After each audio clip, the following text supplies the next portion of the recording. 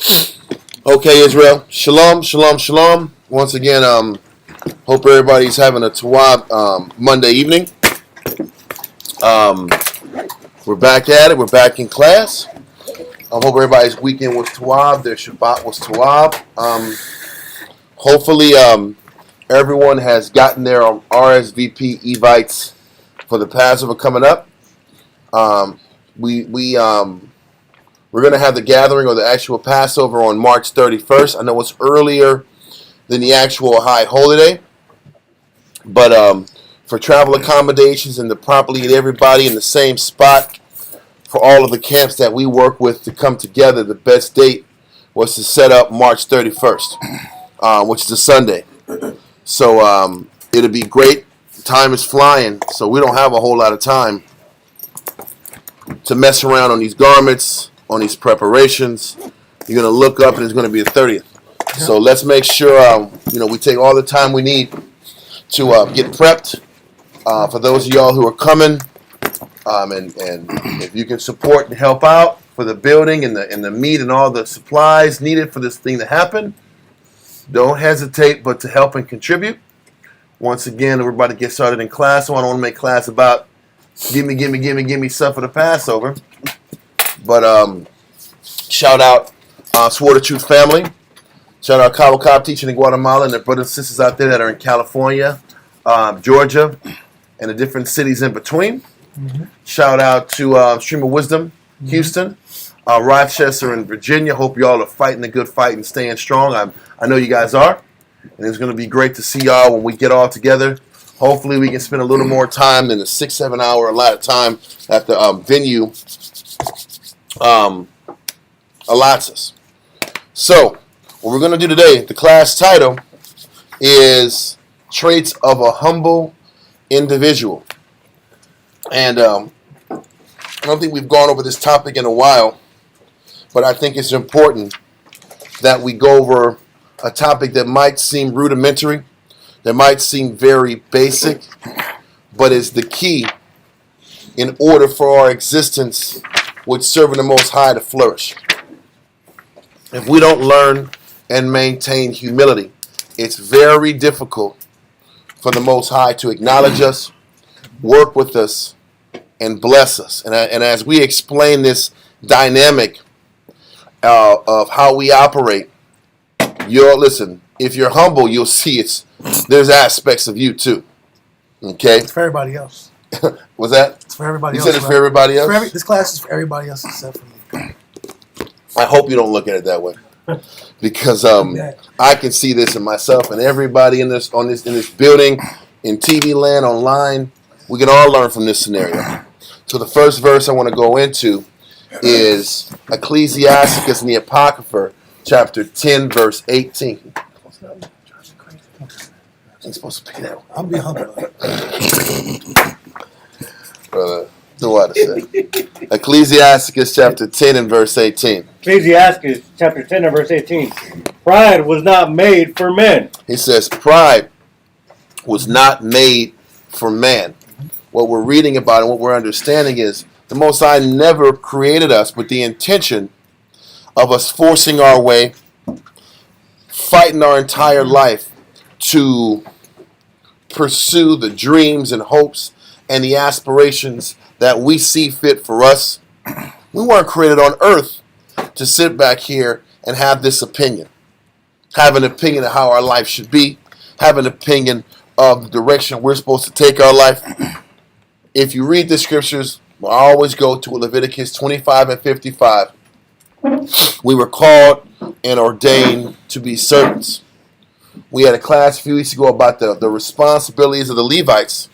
Now, we didn't go over a literal humility class, but in that class it reminded us that for the most part we're porters and we're judges. And that reality should keep us in the proper mind frame so that we can be molded by the Heavenly Father.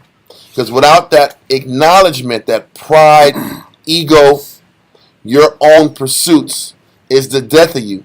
You can't even begin to have a relation with the Heavenly Father. But we're going to sit back and read verse 18 again, sir. Ecclesiastes 10 and 18. Pride was not made for men, nor furious anger for them that are born of a woman. The funny thing is, how can you properly serve the Most High? How can you properly operate as a servant if I'm operating with furious anger?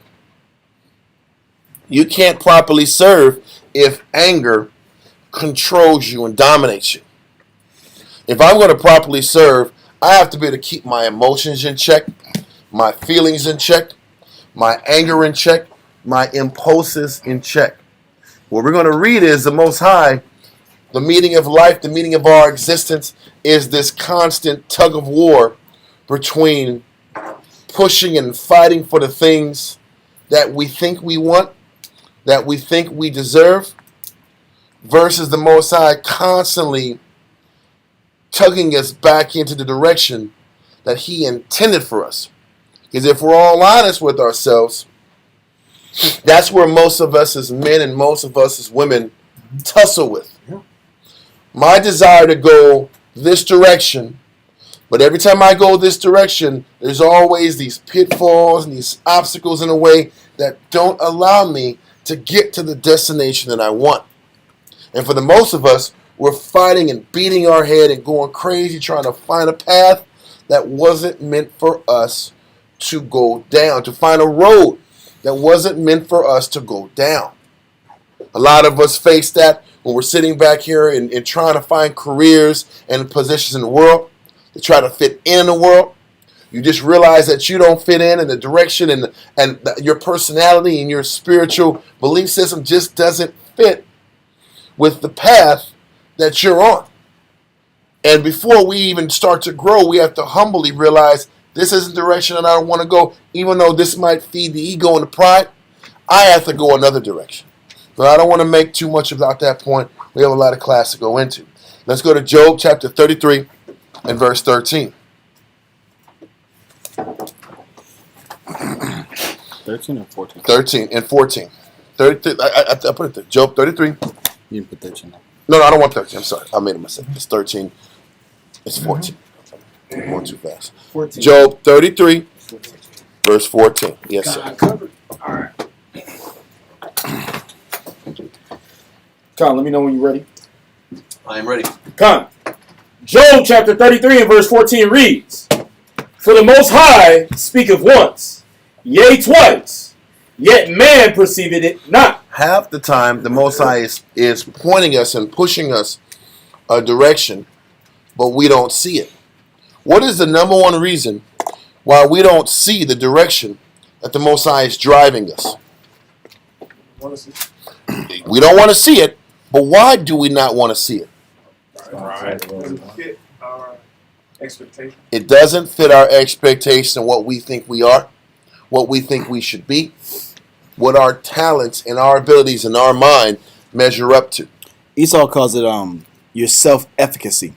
Oh. And what it is You said efficacy? efficacy. Okay. EFFICAC. Oh, efficacy. Efficacy. Okay, cool. And what it is your own perception of your abilities to acquire, to achieve anything in life. Yes. And when correction comes, when someone is telling you that you can do better in certain areas, it humbles you. That's a scriptural or spiritual way of looking at it. But in white man terminology, it makes you feel less than a man or a woman. Yep. Because now you're sitting here questioning my own self-esteem.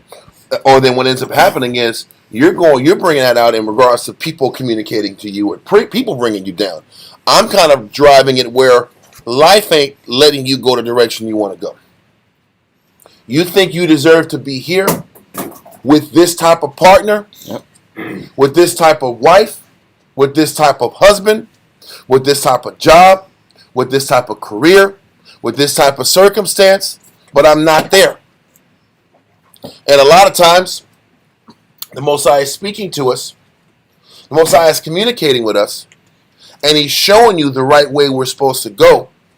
But the way of the Most High, the way He's trying to direct us, doesn't add up with our anticipated ideology of where we should be. And that is the start of how we start to tussle with the Heavenly Father. I have an expectation and a desire to be a certain way. I have a desire as a woman. I want to be treated this way as a wife.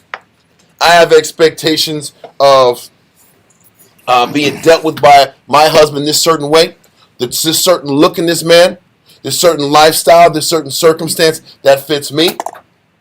I have sat back here on numerous occasions and counseled with men, and they have these expectations of how their life should be and what type of fulfillment they should get out of it.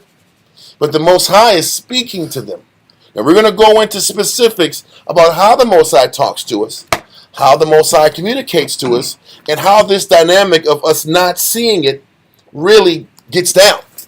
Okay, because before we go into the humility of it, we have to at least paint the image and the picture of the pride and the battle. Because a lot of us, what keeps us back from truly thriving in this realm, what keeps a lot of us back from truly thriving and being the best men, the best husbands, the best brothers, the best wives, the best sisters, is that we think there's something better out there. Yeah. Or we think that we deserve a higher caliber life, or we deserve to sit back here and operate around a group of people that fit my personality and who I am. We have a lot of expectations about how life should be and the circle of people that we should surround ourselves around. And then as we are pursuing that, the Most High is constantly communicating to us in His way to show us what we expect and think ain't really what it is. As we go into class, we're going to find out how the Most High communicates with us. Okay, let that verse go to Jeremiah chapter 10 and verse 23. Jeremiah chapter 10, verse 23. Half a second, and I will get it. Here, I'm ready right now. Jeremiah chapter 10, verse 23. O Lord, I know that the way of man is not in himself. That was Jeremiah talking. Yeah. Jeremiah was a humble servant of the Lord Yahweh Yahushai, right? Okay. Do we sit back here and operate and own and acknowledge the fact that our way is not of our own selves? Nope. The answer is hell no. Most of us burn 10 years of life forcing the course of the river, forcing my way, forcing my direction, forcing my passion to get what I want in my life because I deserve this in my life. This is why it's very dangerous for Israel to walk around here saying we're kings and queens and princes and princesses. Yeah. That's a dangerous It's a haughty mentality to Haughty. play with. Haughty. Because if I'm operating as if I'm a prince, I'm a king, then all of a sudden you're saying you're not above service. I am You're- above service. you're You not are above- service. Huh? You are above service. You're saying that you are okay. Yeah. Okay. You kind of got me there. You're saying you're above service when you are not above service. And then when you're in that mindset, then we tour around with this idea of standards and expectations. And when we get in that scenario, we are putting ourselves in a position where the Most High can't work with you anymore. I'm going to explain myself. Read verse 23 from the top. Jeremiah chapter 10, verse 23. Okay. O Lord, I know that the way of man is not in himself. We want life we want our ways to be in our power. This is what Jeremiah is saying. He understands that he doesn't have the power to sit back and control his circumstances.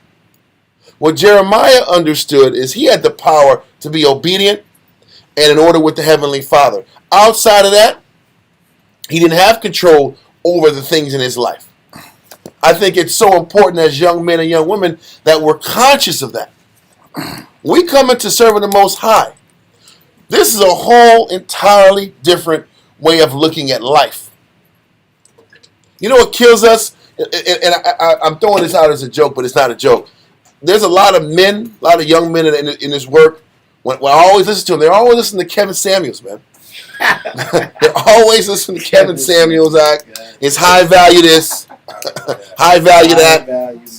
And you go into all these relationship like angles and positions, and you can't listen to that guy.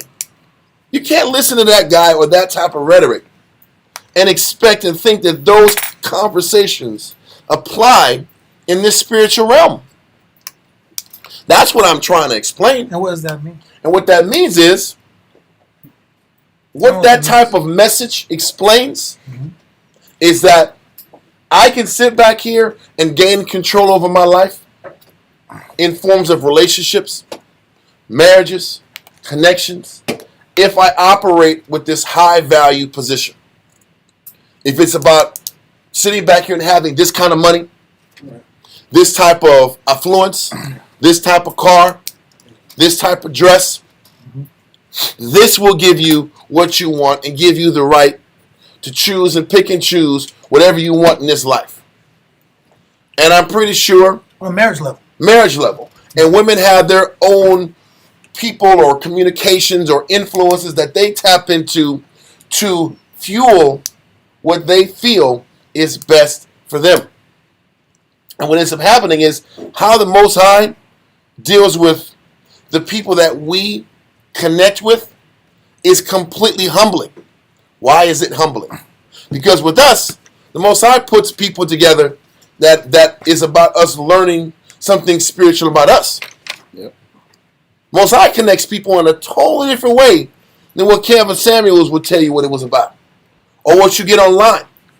The Most High puts us together with people that you wouldn't think on the outside was what my expectations were.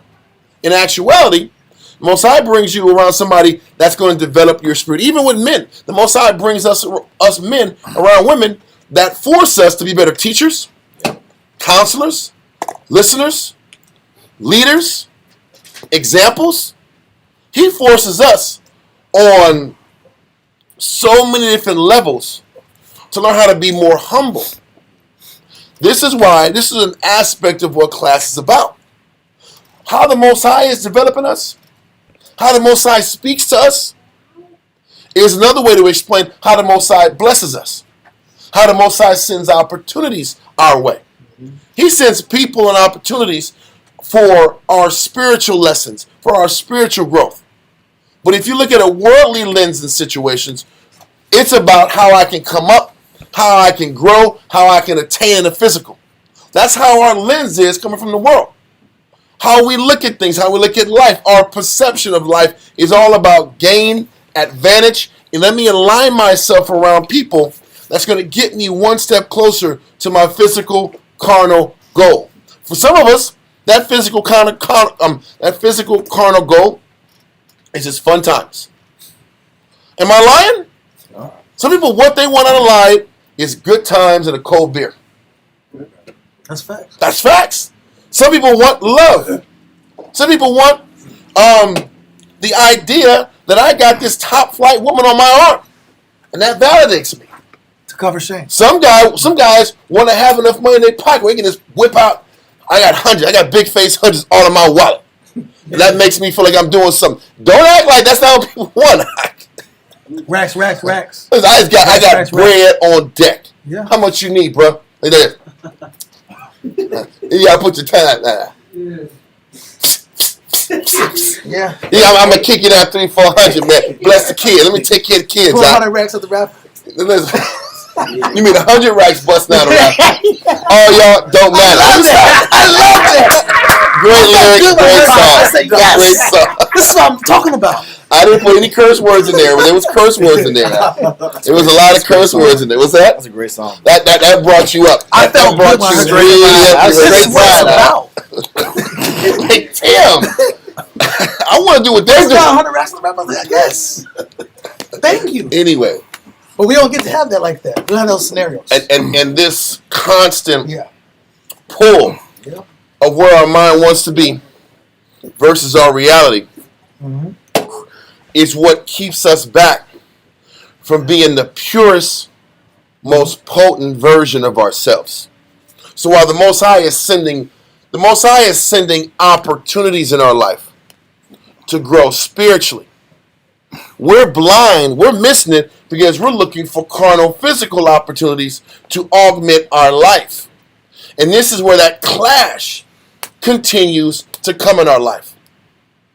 And then this is where the mind of a person that says the Most High is not fair, life isn't fair, he's not looking after me. The reason he's not looking after you is because He's giving you spiritual opportunities, whether it's dealing with brothers to work on your spirit, dealing with a sister that's going to make you a better counselor or a better teacher, dealing with sisters, as if I'm a young sister, dealing with sisters that's going to teach me humility, teach me how to be a better servant, a better listener, dealing with a person that's going to make me a better servant. But people don't want to hear that. They don't want to hear that I need to align myself with people that's going to augment my service. Those are the opportunities the Most High is constantly sending to us that we don't perceive, that we don't see. Okay? So, Jeremiah is reminding us that he understood that the way of man is not in his power. How we operate is not in our power, contrary to popular demand. Most of us, we roll in a very simplistic mindset. We hit a brick wall, what do? Yeah. We just keep hitting that same brick wall. And we think that if we keep running into that wall, it will break. And I'm going to force my way to get what I want in my life. We don't need hands, but rhetorically, can you have envisioned yourself in some time or another fighting to try to get something that you want? Whether it's a woman that you wanted, whether it's a person that you cleave to that you didn't want to give up, but wasn't good for your spirit. And then the person that's great for your spirit, you just say, that's not me. I'm not feeling that. That's not for me. That's not my vibe. Israel does this all of the time from the beginning of time. From the beginning of time. And it started with us in the wilderness being angry that we had damn manna. Manna wasn't good enough. We wanted quail. And it's all the way up to now. I don't like this lifestyle. There's got to be an easier way. It's got to be a better way. This is the mindset. This is the constant combating nature that we have in ourselves. Yes, sir? There's patience and persistence for that. Was that? That we Yeah. We're patient like a mother for that. and persistence. We will try. We will keep trying to get what we want, what we think aligns with our self-esteem, what we think aligns with our happiness. Let's continue, though. Read verse 23 again. Yes, sir. Jeremiah chapter 10, verse 23. O Lord, I know that the way of man is not in himself. It is not in man that walketh to direct his steps. It's not in us to control every step that we take in our life. We want it to be. We fight tooth and nail because we want things to be our way. And we're not humble enough to allow the Most High to show us what's the best way. Because we don't really understand even what the spirit of the law is about. We're going to go into a passage about explaining what the spirit of the law is. If you sit back here and get past the 613 laws, take a step back to get the understanding of the overall message of the law. If we get the understanding, we have a better idea of how our life is supposed to be guided, and we'll be less apt to fight the direction he is obviously taking us. Okay, let that verse go. Let's go to Proverbs 16 and 9. Do me a favor. Mm-hmm. After you do that, Move that. no, I got a better one. Do that. Oh, shit. Not a frowny face. Let me show you this. Let me see if I can even move it. I can, but I'm not now. What are you trying to move? Higher. Talking about the camera itself? No, not the camera. Normally, there it goes. This is it. This is the right thing to do. Yep. Move it. Yep. I like to move it.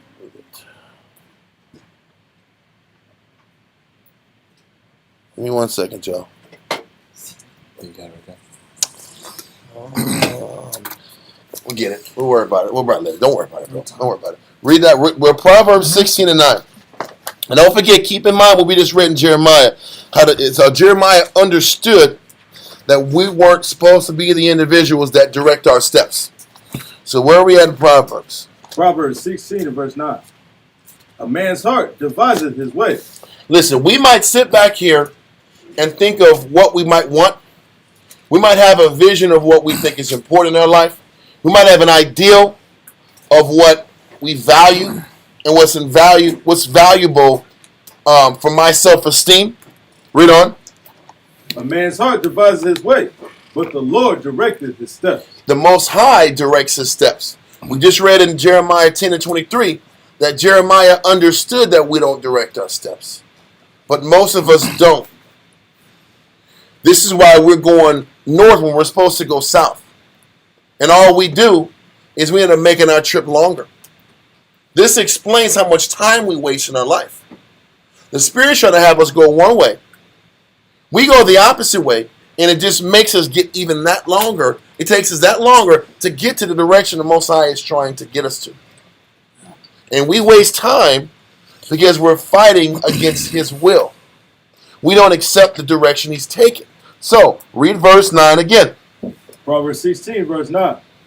A man's heart deviseth his way, but the Lord directed his path. The question is, how does the Lord direct our steps? That's always been kind of like a hazy kind of topic. How does the Lord direct our steps? Because, according to the church, you sit back and read that Footprints poem. How does He direct our steps? He carries.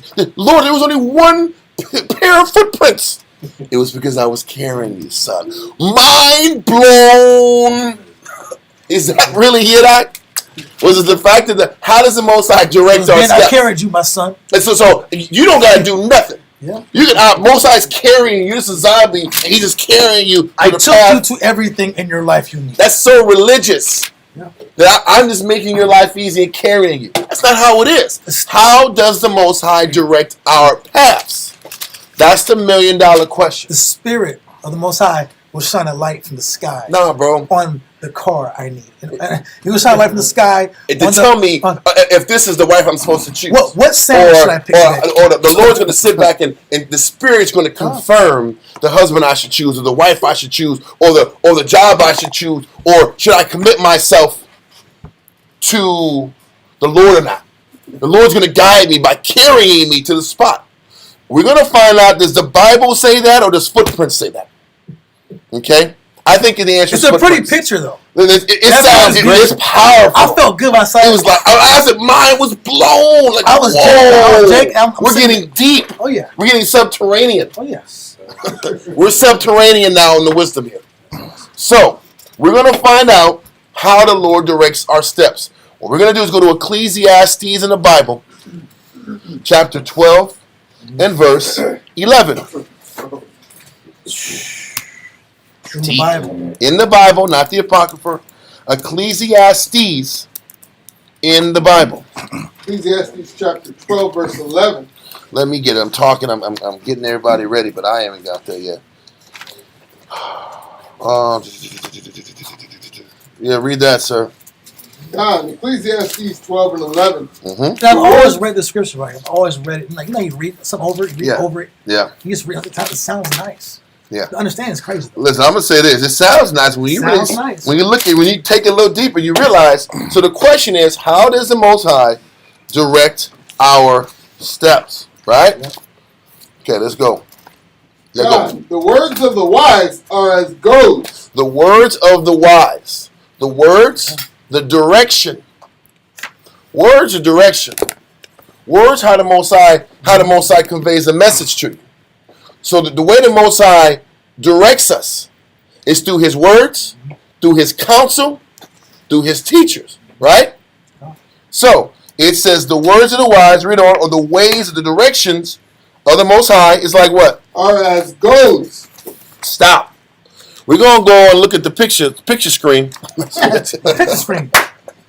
Listen, go online and look at a goat. That don't look too nice. Listen, there's a delay. The words of the wise are as The words of the Lord are like golds. That's beautiful. This is how that's poetry. I'm like, wow. That's poetry.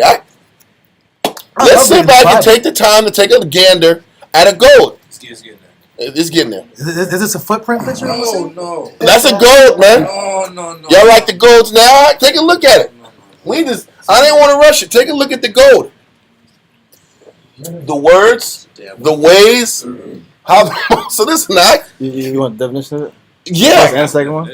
I got the get. Well, just give me the first definition. The noun goad, a pointed instrument used to stimulate a beast to move faster. This is how the Most High directs our steps. We're fast enough. It's fast and I'm going direction. I'm carrying you, So my is son. it the footprint story, or this is a damn wild jackass? And I got to get this wild jackass that doesn't want to obey to go the way I want. Look at that. Look at the sharp tip. You think they were like? You think it was created to be dull? No. And not you have to feel it. Not swinging that slow. Listen, you're out there in the country in that damn barn, and they sharpening that up. Because if you got some yard work to do, and that animal got to go north and south, but he wants to go east and west, what's going to happen? You gonna hit him with that gold? Listen, it's going to be a bloody summer. It's going to be a bloody ass summer. Either you going to go north and south, or the broad's going to be bleeding like rappers say. The broad's going to be red with the ground. Was that right? No, I was just gonna say like most like farmers nowadays they don't use that nowadays. Like, Well, I get it. They have electric collars. They'll that's shock you. even worse. Yeah. I like, Oh, Lord! carry me. Listen. I prefer this. No, listen. I don't prefer this because you're bleeding. Listen, you're poking. He's bleeding. I don't know, man. That shock is bad. And then you know what? But then listen. Hear me out. The Lord, the way of the Lord, His word, His message, how He directs our steps is. Oh, you're going east, young man. I want you to go north. Okay, I'll go north. Now the question is, how many of us go north on the first prick? Hell no, he ain't going. How many counts you need before you realize your shit's jacked up? And have you noticed the fire on the correction gets a little worse every single time? Yeah. When you're told to change a certain thing, you feel a prick. Then you don't listen, you get a gash. Yeah. Then you're just bleeding. Then you hurt. Then you're limping. Then you're limping. Then you're in real pain. Then there's significant consequences because you're not following the path He's going. Because we're under the assumption that we can do what we want to do, and I don't got to follow the Most High's way. I don't have to. And how do we say, I don't want to follow the Most High's way? This isn't the life I want. I don't want to be around these particular sisters. I don't want the idea of me sitting back here being married to a man in this type of work. I don't want to accept the conditions of the woman that the Most High is bringing and providing before me. There has been many a times brothers have had opportunities for ribs. And they weren't feeling that spirit. I just wasn't into this. Listen, nobody's going to make me choose this sister. All right. And you keep getting Tatalinas and all that shit out there. Right? Tatianas. Listen, whatever other ones you got. Thought, with a double thought, it don't even matter. There's going to be plenty of them. And you'll have a different assortment of problems that come with them. But the one that you were supposed to deal with, nah, B, that's not what I want. But the other one that you didn't want, that was the person that would have built up your teaching, your counsel, your patience, your mercy, your long-suffering, your humility. Aren't those the things we say we want? No. That is the spiritual path that we said we wanted. It's no different than sisters having ideas of what they want as a husband, but then they get something different than or they have the opportunity for somebody different, then they're not happy. Yeah. Did you want a spiritual life or not? What life did you want? The Most High be showing us that we're full of you know what, and that we're liars. And we say we want one thing, but we want another thing. We want spirit in selected arenas. We want our cake and eat it too. We want it both ways. Most of us want it both ways. Men in Israel, you know what Israel wants? Israel wants to lead and have free time. Wow, that's what they want. They want to lead. They want to teach. They want a podium shine and not lose shit. Just be shiny. Just be shiny. Have extra lotion. I want to be on that Be now. extra lotion out. Extra hydrated out. Extra comfortable. Extra put together. Rested. You can't have it that way, B. That's what people want. What's the point of doing all this if I ain't gonna get that? Yeah, you're fighting for the wrong thing. That is the point. Whether it's men and their expectation of their service to the Lord, it's men and their expectation of the woman they're going to get, the lifestyle they have. Listen, you know what the Most High forces? You want to be a Bible teacher, huh? Then are you going to sit back here? Are you going to build your household off of teaching and counseling? Is your household going to be built on the Bible being your principle? Or are you going to be that meme back in the day where you come home, you had that white suit on, that white bear suit on, and you come home and you take that white bear suit on and you're the black bear. you're really the black bear inside out. That's really what you are. The Niger bear. The Niger bear. Because there's a lot of people that want to play Israel out in public, but build their foundation at home based on something completely different. That happens all of the time. So, what am I trying to explain? Read Ecclesiastes in the Bible again, 12 and 11. John, Ecclesiastes 12 and 11. The words of the wise are as gold. The words of the wise, how the Most High directs us, how the Most High directs our steps. Because think about this picture. He's using the example about cattle and how I steer cattle and how I get cattle to operate optimally for the master, to explain how the Lord motivates and directs us. It's the same way. When you hear the Most High directs our steps, He directs our steps by the goads, by the pricks. You want to go this way? There's a punishment for it. You want to go that? You want to go the wrong way? There's a punishment for it. You want to go? Listen. It's even with like cowboys. When you got a horse, Spurs. you got spurs. What's the purpose of the spurs? That's a goat. It's a goat. You want to go away? Nope. When me just nudging you left or right, No. no, I'm gonna sit back and hit you with what hurts to get you right, and it's right in the vulnerable position of where that horse is. It's between the thigh and that side, that inner stomach. That's soft tissue. That soft tissue. That area where you would get your ass kicked by a horse if you did it in real life. Yeah. So that pricking keeps you on the path you're supposed to go. But we're not spiritually in tune people. So we keep going the wrong way and keep getting stung and keep getting pricked by this sharp goad. Because the Most High is trying to direct our steps. When we get stung, that's the Most High saying, see, stop going that way, go this way. The sting, the check is the gold. The check is the Most High saying, I love you, get right. The path you're going is wrong. Your habits are wrong. The things you do every day are wrong. Stop, go the other way, go the other way. That's how He directs our steps. Does that make sense? So it's not this mystical, He picks you up and makes your life easy. Only thing that gets Jake to listen is loss. Pain first, then extreme pain, then loss. And then sometimes that don't work. A lot of times that don't work. So, what's that? Yeah, read gold again. Gold. To incite, to stimulate, to He's trying instigate. to stimulate. You know what the simulation is? Let me get you. Most of the time, we're so much into our sadness, our depression, our self-loathing, to get us to see what's good for us. Because our happiness and our self-esteem is so intertwined to what we want in the flesh. Our motivation to change isn't there.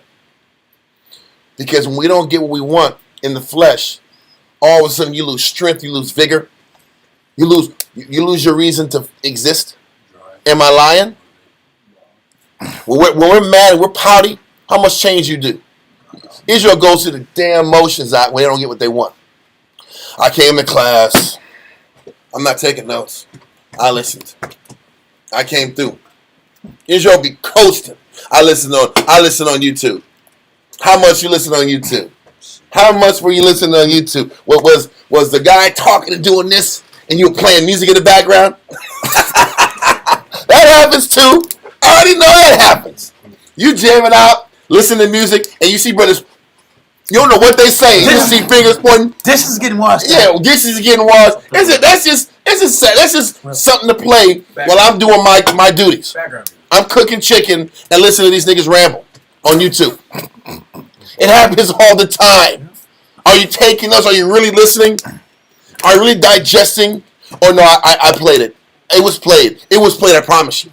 I played it. That's what Israel does. We go through the motions because we're not getting what we want. So for the person who's so downtrodden because they just can't get what they want out of their life, you need goads. You need this sharp-ass object to wake you up. Then God is real again. Am I right or wrong? Yeah. Then all of a sudden, I gotta meditate. It's time to meditate now. It's time for counsel. Okay. After you're bloody inside, you need all kind of antiseptics. You're just gushing out the end. He's like, that cut went in deep today. Damn. He didn't sit back and just do this. He chunked it in there. I'm on top of this. I'm on top of the animal. Or I'm next to me and listen, pop. This one really hurt. I fell a little bit. I tripped. I stumbled. That's the only thing that wakes us up. This is how the Most High directs our steps. And the sting is the reminder to get back on track. You've gone too far away from the direction He's got you going. Now, in real life, how does that happen? For brothers and sisters who were trying to get a rib or trying to get a husband, you keep getting let down. You keep getting let down. You keep losing. You keep losing. You keep losing. He's trying to take you in another direction. What do? We still got our type. We still got who we want. And we keep tripling down on the same rockhead spirit. I don't know why. I'm in my same condition. I don't understand. You don't understand it. You're not trying to make it about teaching. You're not trying to make it about counseling. You're not trying to make it about developing. You're not using every aspect in your life as an arena to develop your spirit. Are you about developing your spirit and growing? Or is it about you in competition with your friends in the world? Or what you think you should be in your life? The Most High truly, through the laws and the scriptures and this lifestyle, is really pushing you to really ask yourself, do I really want to live a godly life? And do I want to use all the people around me as instruments to bring out the best of my spirit? How serious are you about everything around you reflecting your service to the Heavenly Father? From choice of wife, from choice of husband, the choice of how you run your house, how you operate things in your life, to line up with how the Most High wants us to do. This is the path that He's trying to lead us on. But we constantly run from that path, and then we're tripping while the Most High keeps stinging us with these goads, these pricks, to bring us back to accepting your whole life in totality should be based on everybody around you is an exercise in something spiritual. Are you willing to make everything in your life an exercise in operating spiritually? Or do you want to do this Israelite thing half the day and then still do your pursuits on the side? And still have your dreams and expectations of how life should be on the side? And if that's the case, you're going to be getting goaded up, chopped up. And I'm going to explain that process in a second. Read verse 11 again. We're going to leave it and go from there after that. God, the words of the wise are as goads and as nails fastened by the masters of assembly. Those nails ain't going nowhere. Those nails are permanently etched in your life. You ever realize it doesn't matter what you do, He wants you going this direction, and it's immovable? And the more you keep trying to move around, your life just gets miserable. This is why Israel comes and goes, comes and goes, comes and goes, comes and goes. because they went out. Well, they go out there. What's out there is horrible. So they come back. They don't want to do this either all the way. So they go back out there. And they keep going back, wasting 5, 10, 15 years because they just don't want to accept. I got to live spiritually. Can I accept the direction he's taking me across the board? And can I learn what people don't understand about service is this. If you're a good servant, the things that you at one time did not like, you learn to like. Yeah. Too many times, we think service is things coming our direction that we like. Real humility and real service is about, I don't really like this, but I'm going to learn to like this. I don't really like what I'm going through, but I'm going to learn to like it. Even if you look at the law, everybody who reads the law, we can agree with a lot of it, right? Yeah. But there's certain things that kind of cramp your style. Right or wrong. We always say, you can't pick and choose what you want to give yourself to in the scriptures, right? So that means if I can't pick and choose what I give myself to in the spirit or in the scriptures, that means the things that I do not like in the scriptures, I have to learn to like it if I'm going to be a good servant. But if that's the case, then that's everything in my life. Can I learn to change what I value about a marriage? Can I learn to change what I value with a wife that I'm choosing, with a husband that I'm choosing, with the type of work that I work? Can I learn to love it? Can I learn to love who I work with and who I work for? And can I find value in it? So I'm not wrestling with why I'm doing this, why I'm living this way, why I have to go through these changes. They're only changes because you haven't accepted that you're not going to grow unless you learn how to love what you don't love. Can we accept that concept? That's what being a servant is. And the Most High constantly checking us and redirecting us. He's trying to teach us to accept the things we don't want to accept. A lot of us love brotherhood but don't like to study. The other half is cool with studying but don't like brotherhood. You don't normally get the complete combination. You're going to have to learn to embrace your strengths and learn to love the things you don't like. If I'm a sister, I might like to sit back here. I could be into my husband, but I don't like to clean. Well, guess what? You better be around sisters who love to clean. Or you might like to clean, but you don't cook. Well, guess what you're going to have to do? You're going to have to be out burning for a little bit. Burn some meals out. Burn some chicken. Make some horrible, some really nasty chicken. The one that has no liquid at all in it. It's just rubber. You're chewing for days out. And your husband's like, flaky chicken. Thanks, babe. I really appreciate the chicken. They're eating it for the fact. And you know what? You're going to have to go through looking bad. And then husbands, you know what the crazy thing is? Husbands, you got to sit back here and learn how to stop being angry Joe in counsel. Angry ass mad about every time I'm getting put in counsel at 1 o'clock in the morning. Just when you're about to go to sleep. Yeah. And you're hearing the tears. Yeah. You're gonna have to sit back here and grow up and get past what you don't want to do and start counseling. Or am I gonna be like, I can't take this shit no more, this is too much. Can you learn to accept how the Most High is putting people around you? And that you have to learn to love the spiritual inconveniences that I'm not into, that I don't really like. That's how you embrace this way of living. This is a lifestyle change. What humility is embracing the life the Heavenly Father has got for you. And if we learn to embrace and everything in this life, you are supposed to pull something spiritual out of it. Listen, how the Most High brings men and women together ain't got nothing to do with that high value shit. You know how he brings it together? You're a man. What can you sit back here and spiritually offer this sister?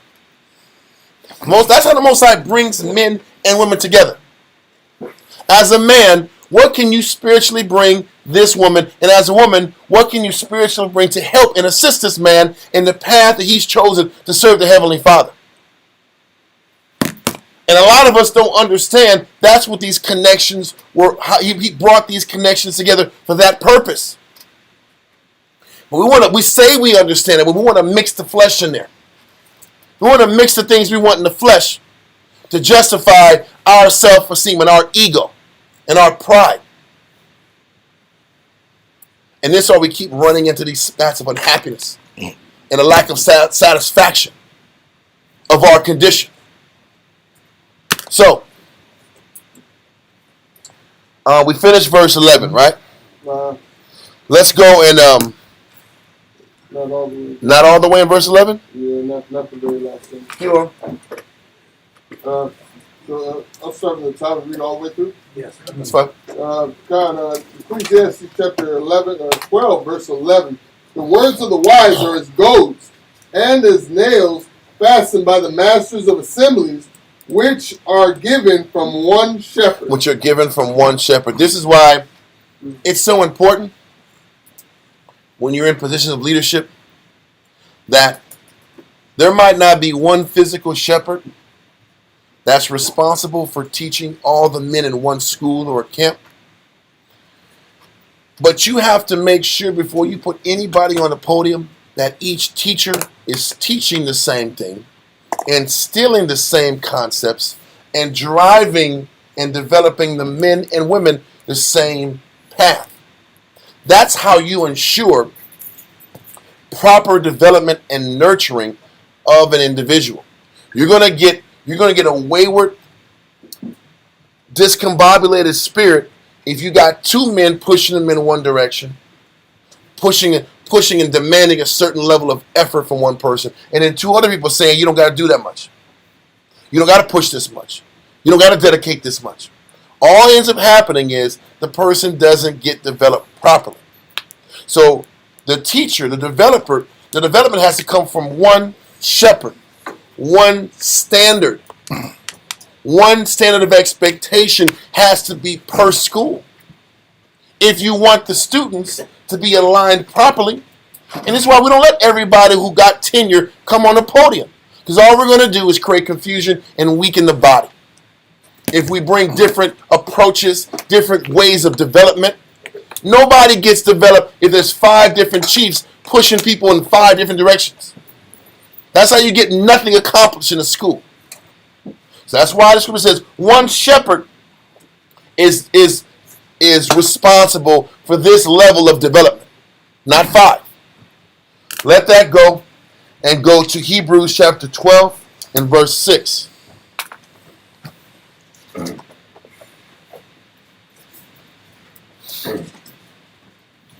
Hebrews chapter 12 and verse 6. Hebrews 12 and 6. Okay. Hebrews chapter 12 and verse 6. For whom the Most High loveth, he chasteneth. Listen, the Most High loves you because he stings you.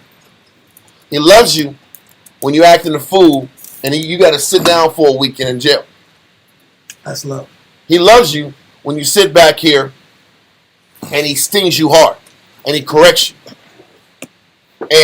And you say you might have good intention, but he keeps bringing you low and not giving you what you want. And he's riding you hard.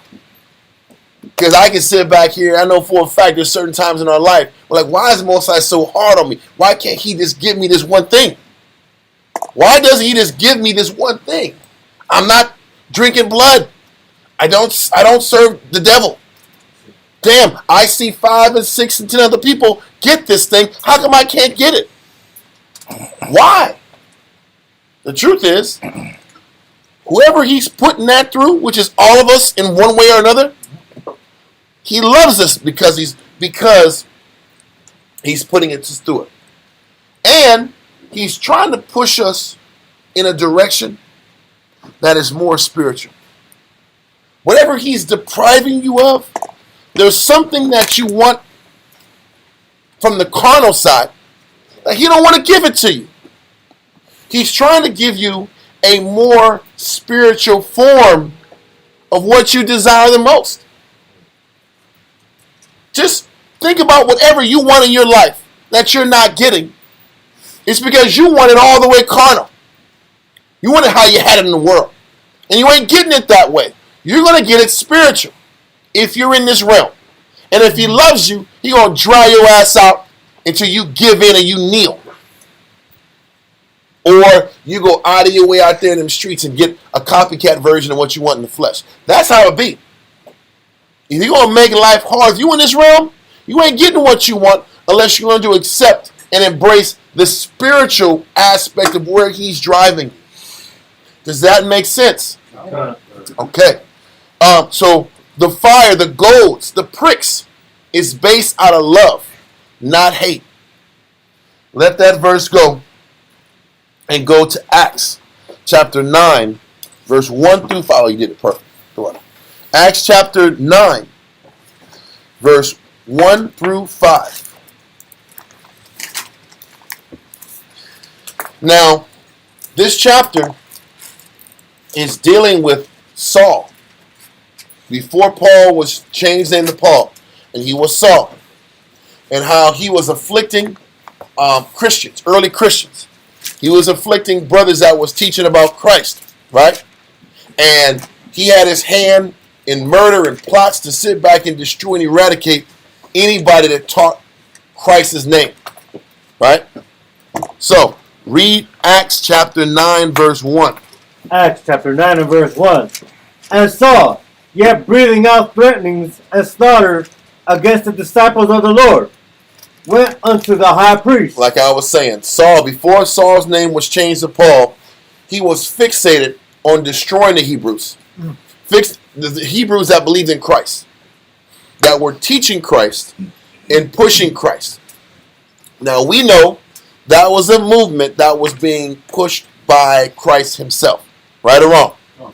This is why high priest Caiaphas said if it was of the Lord, nobody can stop it. Right? Yes. If the message, if the direction that of these Christians, of these Hebrews that were pushing Christ was of the Lord, there's nothing we can do to stop it. That's in Acts also. With that being the case, Paul, who was Saul, was actively trying to destroy the work of Christ, the direction Christ was trying to take the teaching of the people. Read on. Verse 2.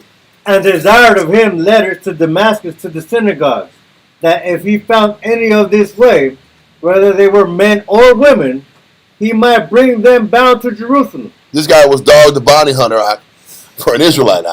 Anybody that's teaching Christ, I'm snatching y'all niggas up, cell block, 23-hour lockdown. Listen, Jerusalem Bay, not Pelican Bay. It's Jerusalem Bay. Y'all going back in cell block. Women and men. Read on. And as he journeyed, he came near Damascus. And that's near Syria. Read on. And suddenly there shined round about him a light from heaven. And we've read the story. He was blinded off of his horse as he was going to Damascus. Read on. And he fell to the earth and heard a voice saying unto him. Now this voice is in red writing. So it's Christ talking. Right? Read on. Saul, Saul, why persecutest thou me? Mm-hmm. And he said, Who art thou, Lord? And the Lord said, I am Yahushua, whom thou persecutest. I'm Christ. You're persecuting my movement. You're persecuting my desire to teach the entire world. Read on. It is hard for thee to kick against the pricks. When it says, it is hard for thee to kick against the pricks, what does that mean? He said it's hard for you to kick against the gold pricks. Yeah. You're getting pricked. You're going against the direction I'm taking you. So I got to keep pricking you. When it says you're kicking against the pricks, that means the pricks are taking you this way. And you keep kicking against it. You keep fighting the direction that I'm taking you. Paul was doing that by persecuting the church. We're kicking against the pricks every time we don't follow counsel. Or to be specific, every time we choose not to live a spiritual life. The Bible, the scriptures is all about us embracing spiritual everything around us. Spiritual life. Is our work about choosing a spiritual path? Or are we going to choose the easy, financially more lucrative carnal path? Am I going to sit back here and choose a marriage and a relationship with somebody that's not about serving the Most High? Or am I going to choose and make my marriage based on spiritual choices? Am I going to build my entire life off of spiritual choices? Or am I going to build my entire life a little bit of spirit, a little bit of carnal, a little bit of what I want, a little bit of what the Spirit tells me to do? This is what life is about. This is what everything the Most High is driving us to. How serious are you about making everything in your life about making it a spiritual lesson or a carnal lesson? But because the Most High's intention is to develop us spiritually, whenever we choose these carnal passions, we're kicking against the what? Grace. This is why things are hard on us. As we keep going against what we say we want. We say we want a spiritual life. Then take the spiritual choice. Take the spiritual path. Take the spiritual way of looking at life. Live your life spiritually. I've told brothers and counselors, there is a way that you live on earth in the spiritual realm, and there's a carnal way you deal with problems. In the world, there's carnal ways you deal with relationship issues. There's carnal ways to get a woman. In the truth, there's a spiritual way you get it, and that's the only way.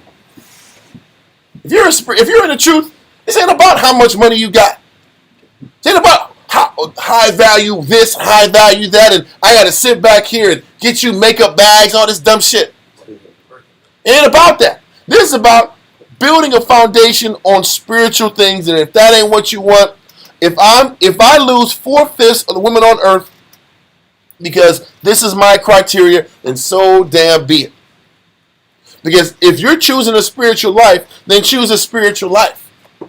If a sister wants a spiritual man, then you can't sit back here and be all picky about what spiritual man you get. You want spiritual? Oh, not that spiritual. It's too spiritual. That's a little too spiritual for me. That's how all people are. I want spiritual, but not all the way spiritual. I want God, not that much. You ain't getting it then. Because the Most High understands what's in your heart. And this is what this class is about, humility. Am I going to sit back? Even I've heard different times sisters say, well, my husband's boring. Well, you want some wild-ass dog nigga out here that's bringing you STDs? Kinda. That nigga's fun. That's a fun-ass nigga. That nigga, you don't know what type of nigga's coming home that night. That's what they want. That nigga could be faded, drunk. He might choke you. Yeah. Or he might love you. You don't know what you got. You want that type of nigga? The Cowboys back. Keep on the toes. You don't know what type of nigga you get when he come home, right? That's fun. That is fun.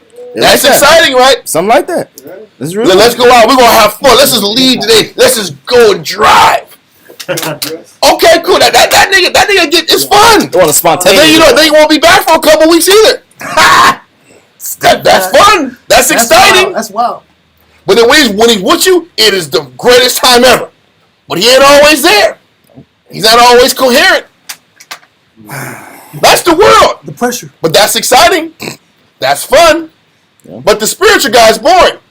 Well, what do you want? Do you want boring and spiritual where you can work on what's inside of you? Or do you want some fun, dog-ass nigga that's bringing diseases every week? You don't know what you're getting this week. You're constantly in the clinic. That's what you want? What's crazy is I think I ain't taking no precautions either. You don't Nah. give a shit. No. You get what you getting, B. I don't know what I got. And you gonna find out what you gonna get in a couple weeks. Baby, you go. You go Is find that out. what you want? Go there and tell me what they tell you. Oh, I got that too. Shit. Oh, I'll go fix that up next week too. I'll get it. Y'all got some antibiotics? Yeah. Oh, tell me to get you double. Get you double. You need I'll take extra. some too. What? Listen, but that's fun. Good Because times. before you get the STDs, you have around 2-3 weeks of fun. Yeah. That's what you want, right? Or you want the boring guy that you can build your spirit with and get right and live with them and serve the Most High that way. We're such hypocrites. We're such hypocrites. We say we want something spiritual, but then I'm not. If I don't go out 3.5 times a month, then I'm a sourpuss at home. Then I don't love my husband at home because we don't go out that much. These are real things Israel be dealing with that. all the damn time. I'm unhappy. Well, then get some nigga in the world where you gonna be going to party and a nigga gonna cheat too. He gonna cheat. You'll have fun, and when he's with you, you'll have fun. But when he ain't with you, guess what? He having fun with somebody else. Then deal with that. That's the streets. That's real. I'm not lying one bit, am I? So what you want? But we're the same way as men. I want to have fun with women. All right, cool. Then you can have fun. You gonna have fun this couple days. And you don't know where she's at after that. Where is she at? She's not answering the phone. She's not. I'm texting her and she's not answering. What's going on? She says she's going to her mother's house. Okay, if you believe that, and her brother. If you believe that, you go ahead and believe that, sir. She's not at her mama's house. The probability of that is slim to none. Just give him more time. It's Saturday. It's every Saturday she's at her mama's house. Are you serious? Okay, bro. Then go over to the house and see what happens. What's the address? She didn't give you the address? How come she didn't give you the address? How come she didn't give you the address? Why are you judging me? Why, you don't trust me? No, I don't. I do not. You're controlling. You're controlling. I love it. You're controlling. Insecure. Yeah, you're insecure. Insecure in your masculinity. Well, listen, that's the new one. This is the damn wicked gumbo you get at. The location's off. Yeah, exactly. Now I can't track you. Disappear. Now you're going crazy. Put the phone on airplane. But the problem is this. Sure, this is the damn spiritual gumbo you get when you don't choose the spiritual path. Yes, sir. You get the Instagram girl with all the Instagram problems. Well, listen, she got around 4,000 niggas that want to get with her. How about that's a problem? 4,000 problems. That's 4,000 plus. Plus, G. I was just on the phone. This is on one app. That's on one app, but there's multiple avenues. Don't get an argument out. Somebody's gonna say, "Oh, why are you crying? You don't look happy right now." Look, listen. Here, I'm gonna fly you out to Miami tonight. You don't do that ain't real? You don't think that ain't real? That's real, sir. That is real. Negroes have disposable income in the 2024 Act. So if that's the world you want, you're going to get that. Or you take the spiritual choice that's less about the flesh and less about what you want in the carnal and all about building something spiritual. The Most High constantly puts us in the positions to embrace and accept humility. But we keep getting pricked because we don't accept a life of humility. Too much pride is intermingled with the lessons the Most High has for us, which is why we're kicking against the pricks like Christ told Saul. He said, stop kicking against the pricks. Stop kicking against the direction I'm taking you. That's what he's saying. I'm trying to get you to be an advocate for me like these Christians you're trying to kill. Stop fighting the direction I'm taking you. Christ is telling us, stop fighting the direction he's taking you. If you're going to be about the Spirit, then be about the Spirit. If you're going to be about the flesh, then be about the flesh. Stop playing the middle. Christ said he'll spit you out when you play the middle. That's talking about your life choices. Your reason for getting up in the morning. Stop sitting back here and being annoyed at this responsibility you have for Christ. Being annoyed at this request your husband has you do. Stop sitting back here and operating your life being angry about what you have to go through. That is you kicking against the pricks. Every time the Most High got you going through things, you got a problem with it, and you wonder why you're bloodied and checked and cut, and you have all these scars and this sadness in you. It's because you can't accept how the Most High is developing your spirit, and you don't like that he has a spiritual, boring life set out for you. What did Christ teach and promise you? Later on in class, he promised us one word: peace. But you know what? Carnal people think peace ain't fun. Yeah. Niggas think peace ain't fun. That ain't live. There's not enough alcoholism and cops and getting my ass kicked at the club. Ain't enough of that in there. That's fun.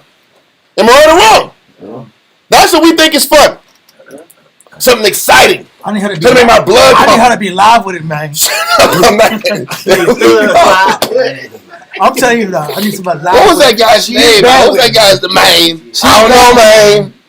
I gotta have fun, man. Have like a story. That story. Personal flow? Yeah, what was that dude's name, man? Terrence Howard. DJ. It was DJ, man. Why you talking like DJ all of a sudden, man? That's what That it is the prototype of having fun, living your life, man. Listen, man. Forget peace, man. Forget the same guy every day, the same woman every day, man. We gotta get out these streets, man. We gotta see what it do, man. We gotta see. This is what we want. And all the chaos that comes behind it. Most I promised us peace. Shawty gonna get it done, man. Huh? Shawty gonna get it done. Shawty's bad though. You gonna catch something behind it too. Maybe I want to catch something. Maybe me and Shawty be closer. Listen, I'm the only one for you. You the only one for me, baby. listen. That happens. We're getting extreme and it sounds true, but it's not. Not extreme. Listen, half the time, Mike, we're mad at our life because it's too boring. Yeah. Oh, cuz. We're mad. She's the same old thing. It's all the same. Now, I have seen that. I don't want to come home, cuz. Women, the magazines, and this guy is boring. He's the same guy every day. Well, shit.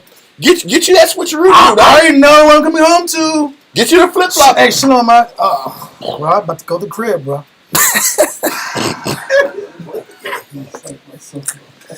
Wow. Bro, what am I trying to say? What are we trying to say? It's true, though. The Most High promised us peace. But we don't want peace. Want problems. We want problems. we want chaos. We enjoy it. She's fun with it, man. She's fun with it, man. That's real, huh? The sound, the sound is what does it. It's the spirit of it. It's the spirit of the sound. She's fun with it. She's live with it. Cause I'm It's telling you, mine. I'll do It's anything. I don't give a damn, man. She's mine. You know, man, she's mine. I'll do what I gotta do. Anyway. I love her. But you know, anyway, you get the point. I don't want to keep driving the main Flesh angle. Easter is not gonna get scriptures out, but she's gonna get time. Yeah. Flesh Easter. And they'll be compromised. Oh yeah. Just don't disrespect me in public, man. Don't you embarrass me. That's you it. embarrass me. But they should embarrass I you. love you. They should embarrass you. What are you gonna do when she embarrass We're you? about to go. Get the fuck out of here. She ain't going nowhere. She's not going anywhere. You're embarrassed. She's gonna eat her meal. You are embarrassed in public. Everybody looking at you. You're the bad guy. Yeah. There's drink on your face. What happened? We gotta make up. Why are you trying to? That's not worth it. That's not we worth have it. to fix this, baby. That's not worth it. What are we explaining? A chaotic, crazy cycle. Unpredictable. That's what the world gives you. These crazy, inconsistent high highs and low lows. That ain't spiritual, bro. The Most High gives you relationships that are created, that He puts together to where you guys can work on the spiritual issues that's needed for y'all to have a proper synergy. I like you Israelites. So there can be peace in your home. So your children can see stability. Your families can be stable. That's true. That's what Most High values peace. We don't value peace. We value excitement. Yeah. We value the adrenaline rushes. And this is why we sit back here and fail to truly understand the Spirit. Or hiding shame. And we don't accept what the Most High has for us. A stable man, a stable woman, somebody you can teach, somebody that can guide you, and work together as a body. All this teaching. That's always teaching. Because that's the other thing. Everything is counsel. We don't go out anymore. Well, shit. You know what? If you sit back here, if a person learns to accept and embrace the lifestyle you get, then the Most High rewards you with more. Yeah. That's what people don't get. When you embrace and accept what He got you going through, then He rewards you with things you might like. But you have to accept the direction He takes. Then you get rewarded with things outside the box. What we do is we flip and cuss and trip to get what we want. And He doesn't honor that process. Once again, I'm trying to big picture this situation and encapsulate this in life in general. It's not just relationships. It's not just men embracing the work. It's not just wives embracing every aspect of being a wife. This is about the law, the scriptures is all about funneling us into a humble way of existence. When we sit back here and we start learning that we're Israelites and we start reading the Bible, I don't think we understand this enough, that we're entering a life that is driving us to being humble in every aspect of it. Can you embrace that your life is going to be about being humble and serving and looking for spiritual aspects of everything you put your hands to? The quicker you accept that, the quicker you can grow. The quicker you can thrive in this arena, and the less damn gold pricks you can experience in your life. Because that's what the gold pricks are. The gold, G-O-A-D pricks, are failures. Because what was Paul kicking against the pricks was him falling off his damn horse and getting blinded. That's the Most High punching him in the damn mouth. That's a gold prick. How many times does Most High punch us in the mouth with these gold pricks when life just don't work the way we want it? That's him showing us love and teaching us a lesson and saying, you're not intended to pursue the pursuits you're pursuing. And either I'm going to keep pricking you until you accept it, or you're going to be a bloody ass person. What do you want? I'm going to show that. Let this go and go to Isaiah chapter 1, verse 2. Because this is what happens when we don't accept the gold pricks. When we don't accept those gold pricks, this is what ends up happening to us. Isaiah chapter 1, verse 2 through 6. Come. Isaiah chapter 1 and verse 2 reads, Hear, O heavens, and give ear, O earth. For the Lord has spoken, I have nourished and brought up children, and they have rebelled against me. Mm-hmm. The ox knoweth his owner. So now the Most High is still talking about that ox analogy, that wild beast of burden analogy. He's explaining that us Israelites aren't listening. We're rebellious. We do our thing.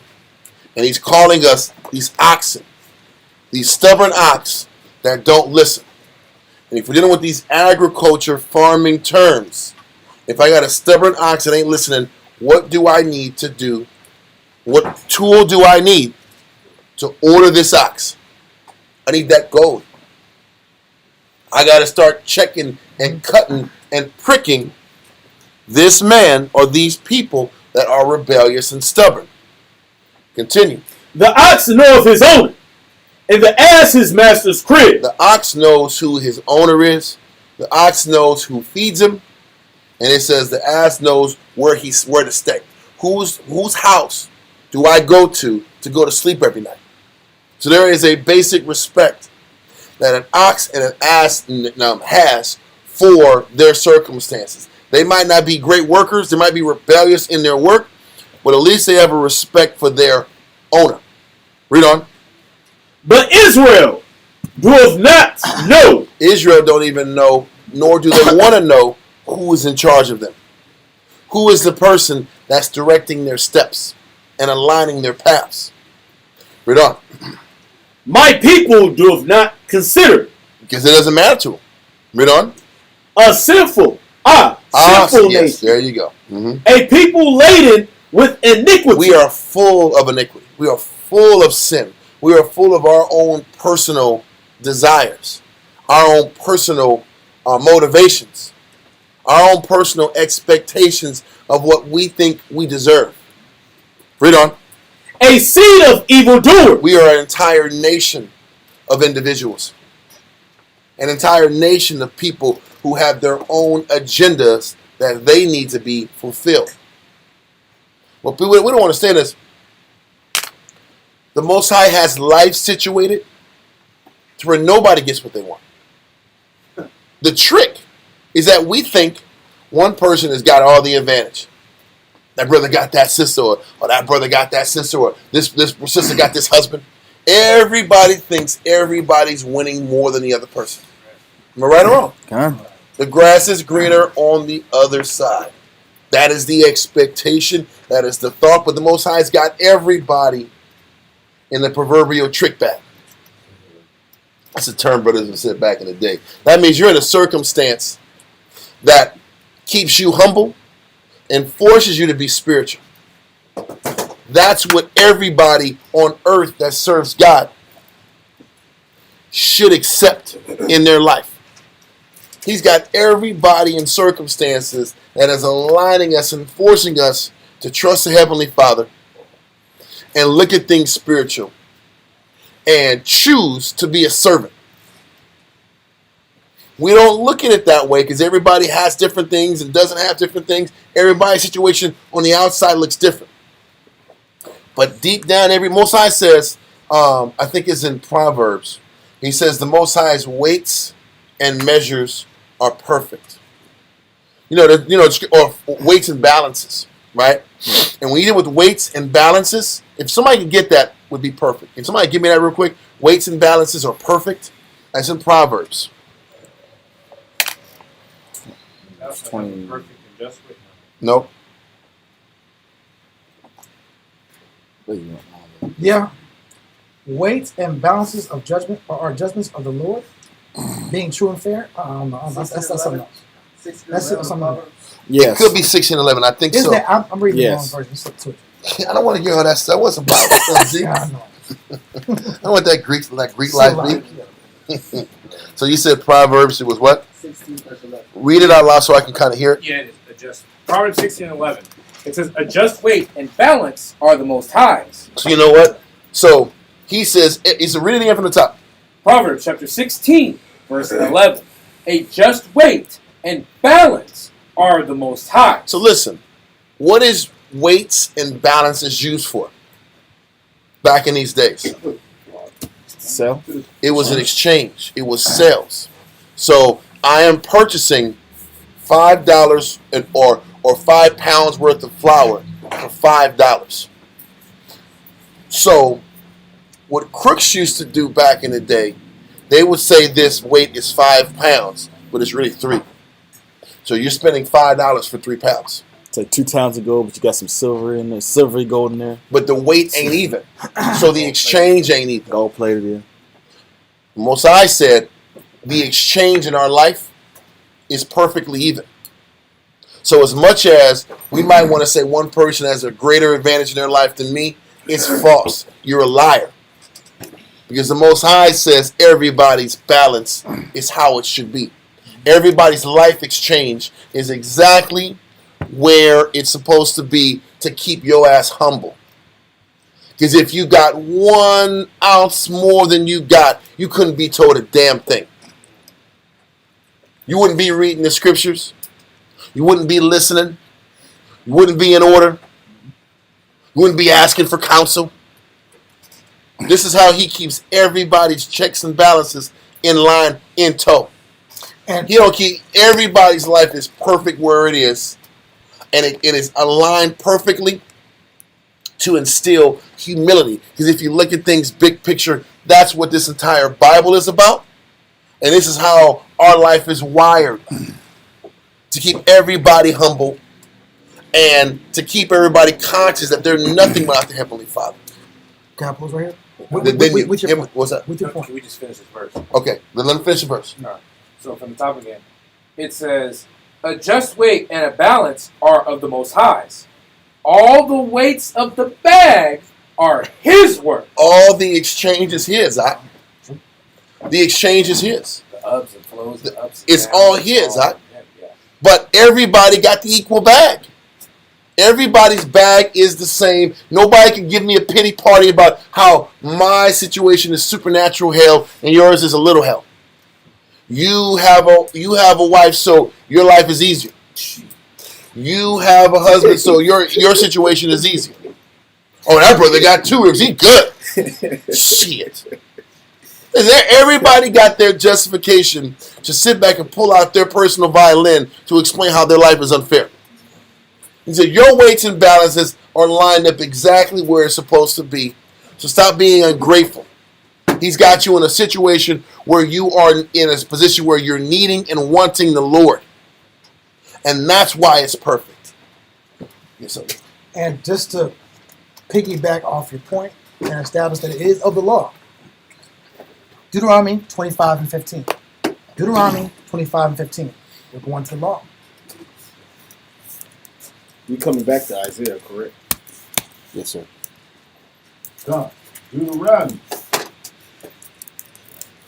25, 19. 15. And 15. Deuteronomy 25 and verse 15. But thou shalt have a perfect and just weight. Law. Thou shalt have, or you must have, or you will have a what? A perfect and just weight. We just read in Proverbs that a just weight is of the Lord. Now read is a perfect and just weight. The word perfect means complete.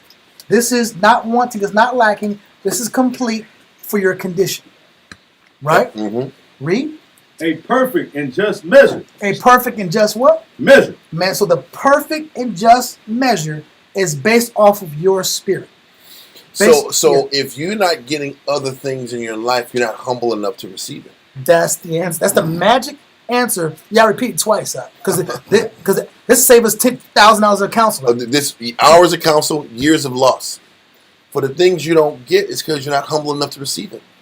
The Most High speaketh once, yea, twice, yet man perceiveth it not. The Most High is constantly, every day, he's trying to show us, hey, be humble.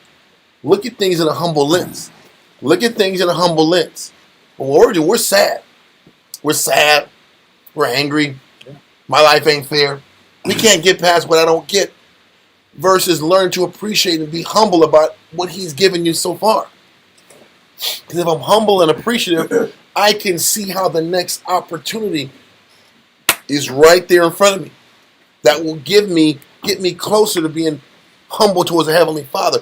Everything he brings to you is meant to that's meant to work, that you're meant to work with, is meant to build your spirit up. It's meant to augment our spirituality. It's meant to augment our spirituality. It's meant to augment our reliance on him. Reliance on counseling, studying, meditating. If you're not getting drawn that direction, then it wasn't meant to be. Even if it might feel right. Because what Israel can't get past, that felt right. That felt right. That experience felt right. How come I can't have that all the time? Is that not how we think? Yep. Just because it feels right don't mean it's right. It ain't right for your spirit. And we're just not humble enough to accept that exchange. Read on. You finish it up. God. Deuteronomy 25 verse 15. Uh-huh. But thou shalt have a perfect and just weight. A perfect and just measure shalt thou have. He said it twice. So you know almost is emphasizing the same point. Read. He just said it backwards. Read. That thy days may be lengthened in the land. That you may have your days lengthened in the land. Now, what is associated with long life? According to Scripture. Wisdom. Wisdom is associated with long life. And peace. And peace. So how do you get wisdom? How do you get peace? Just weights, just measures that are given from the Lord. Or to be specific, it's accepting those just weights. It's accepting those just weights and measures. Why would he give you more if you haven't accepted the just weights as being just? Why would he give you more if you haven't accepted that the lot he's given in your life was fair and just? And this is the weights and the exchange he gave you was fair. If I haven't learned to appreciate that the exchange I've gotten is fair, then that means I have pride. Why would the Most High reward pride and give you more things to be unthankful for? Right? That's how he keeps us humble. I have to be able to appreciate the exchange that I've been given, the hand I've been dealt. And if I'm humble about it, and I appreciate it, and I can accept it, then I might be in position for more if the Most High sees fit. But like Daniel 3 said, if he doesn't see fit, that's fine too. What you got? You know? God, that thy days may be lengthened in the land which the Most High giveth thee. Key point, which the Most High do what? Giveth thee. It's what the Most High is doing. We just don't accept the Most High is doing. Huh? I remember I first bought my first car, bro, or second car. And the brother said, hey, don't get that car, get that car. I went through I that was too. so confused. No, stop, please. It's my money. It's my money. My money. This is my money. I work for this. You're not driving my car. I'm driving my car. Why is a grown man telling me how to drive my car? I see your car. I like your car. You have your car. Can I have my car? That's pride. I want to drive this vehicle. That's pride. I work hard. I work hard. I sacrifice. That is the I pride. bust my That ass is for the your pride. shot. That for your shot. Then we gotta get Also Hebrew. got Then we gotta get Hebrew. Right, We gotta get Hebrew on the people. We're speaking Hebrew. I've been doing everything. I've been doing everything brothers tell me to do. I I look up, brothers say you can. No, that's your car. This is a red PT Cruiser, bro. I remember that. It's a girl's car, sir. This is a chick's car. Women drive this kind of car. This is not a masculine vehicle. I have to drive a woman's vehicle. I'm an Israelite man. First of all, men of all ages enjoyed the PT Cruiser for many years while that vehicle was being created. When you sit back here and you saw the commercials for the PT Cruiser, they did not say this is a ladies' vehicle. They did not say this was a ladies' car. I saw women driving it, bro. I'm like, that is your selective vision and your selective voice. Look at my car, look at my PT Cruiser. I would like the. You would like a big car. That's what you want. You wanted a machismo car. No, I want. What's that brand? Chevy? It's a Chevy Malibu. I think that fits my spirit. That's funny.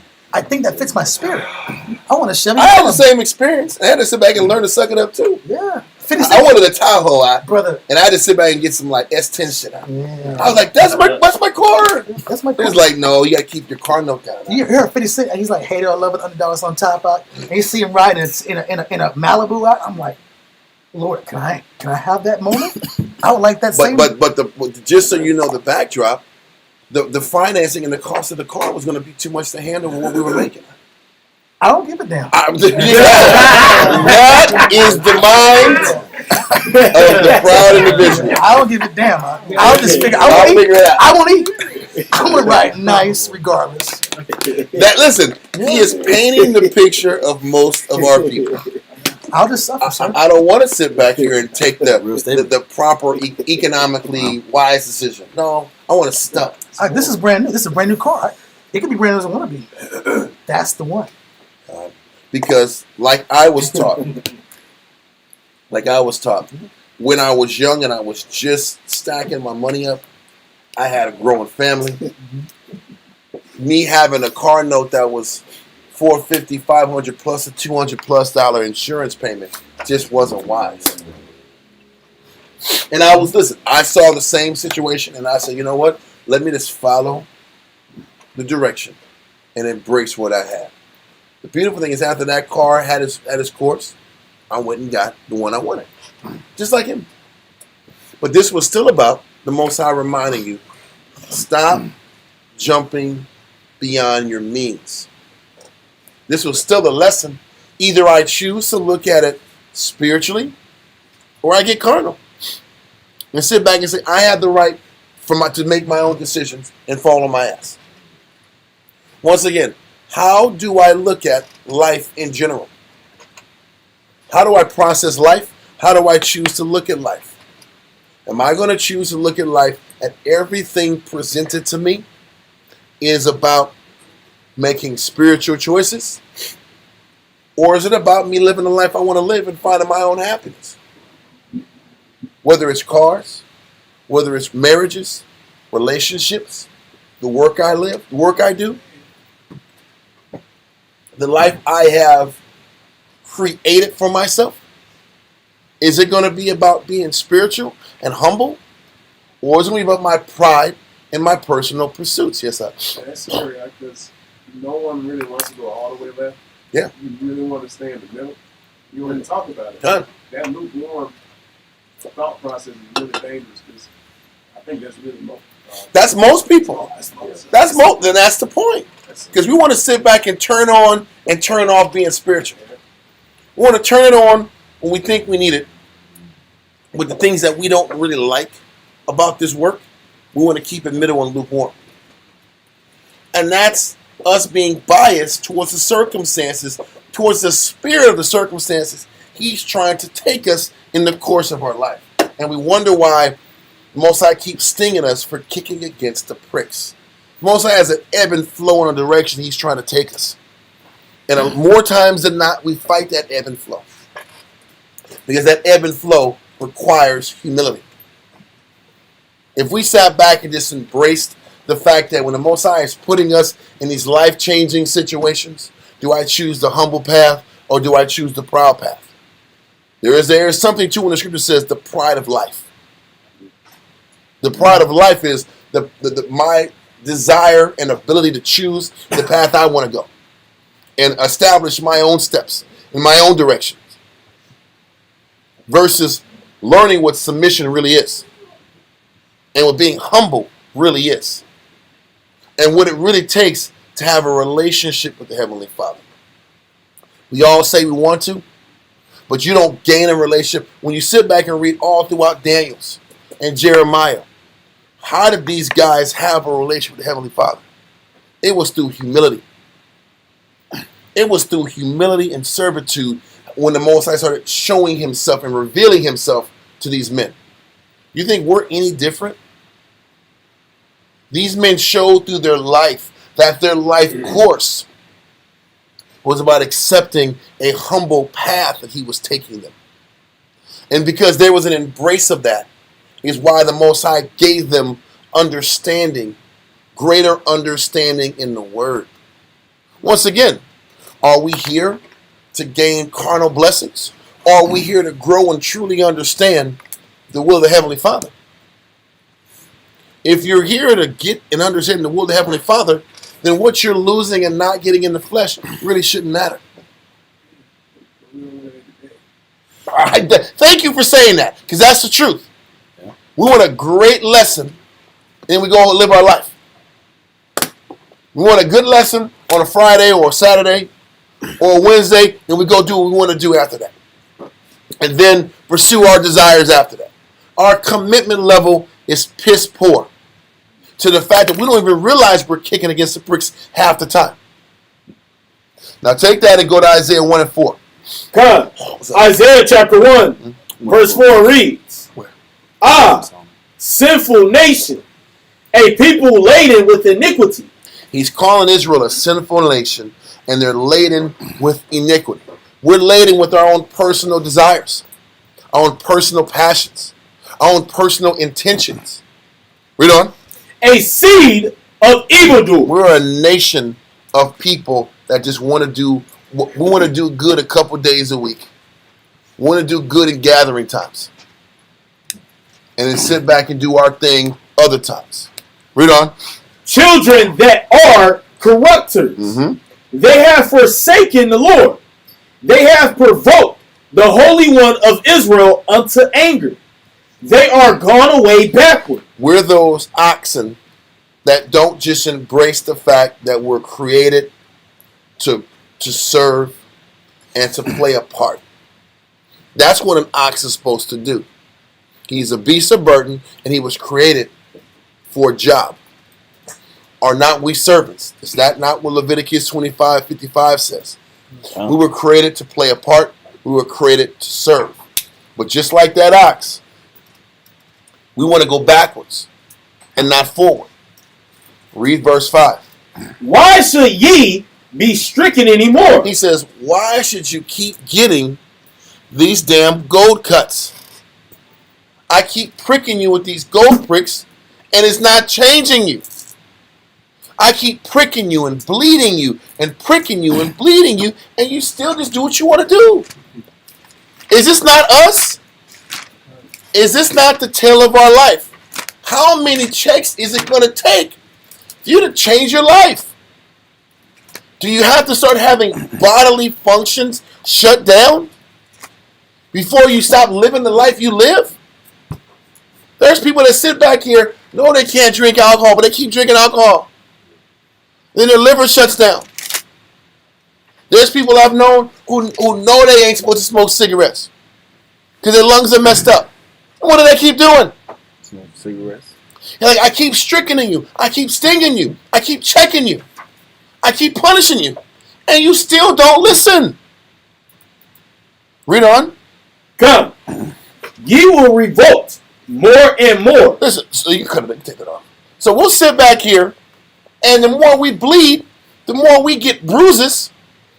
Because this is us as a nation. We'll keep getting bruises and scars and sad stories. And I didn't listen here, and the Most High stung me here. I lost this. I lost that. I lost this. I lost that. That's the bruising. Am I right or wrong? All the losses that come from our stubbornness. We get numb to the pricks and the checks. Read on. The whole head is sick, and the whole heart is faint. Read on. From the sole of the feet, even unto the head, there is no soundness in it. We don't make any damn sense. We keep getting smashed and checked. It's like our people in the hood act. Yeah. You gonna still sell drugs? You gonna still do that gang shit? Your best friend gets killed. Your cousins get killed. I've heard of brothers, whole family lines get killed in the drug game. Yeah. And the next generation gonna do it. Yeah. There's no soundness in this reasoning. Your whole family knows this don't work. So the next generation thinks he's gonna do it different? And it's gonna work out for him? Read on.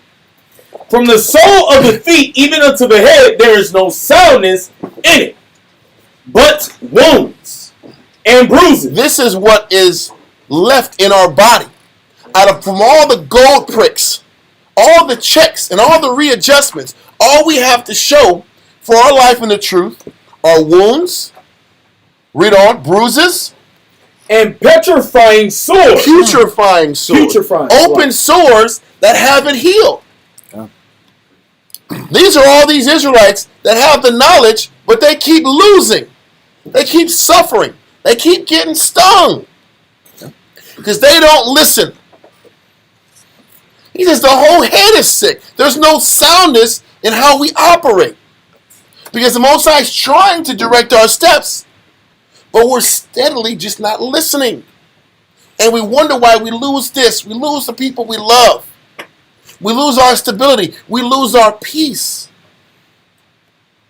For all of us whose peace is interrupted, we're not happy. There's no peace.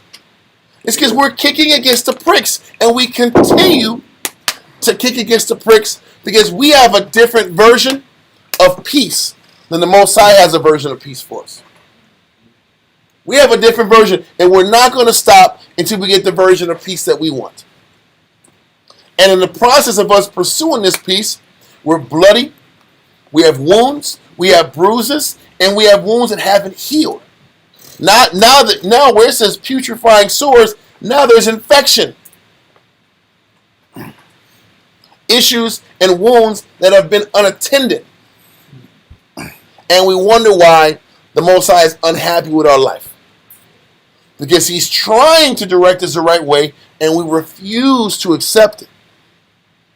Does that make sense? No. Read on. And putrefying sores, they have not been closed. They haven't been healed. Because they keep getting pricked open again. You ever had an injury, and you try to get it healed, and it opens up again? Yep. And if you're playing a sport, it happens all the time. Like your elbows, you're falling on the dirt or the turf, and you're falling, and you get it healed, and next week you play, and you fall on it again, and this damn thing just keeps getting worse and worse and worse and worse. Oh. I don't know if you know about that, but that happens. In different sports, you deal with that. He's saying in your spirit, he keeps checking you, you keep bleeding, but that issue never gets fixed because you keep falling. Is that? Reminds me of those trees where they get the myrrh. How you say they won't heal, so they keep dying. Exactly, and they don't heal, and they just keep bleeding out. They just keep bleeding.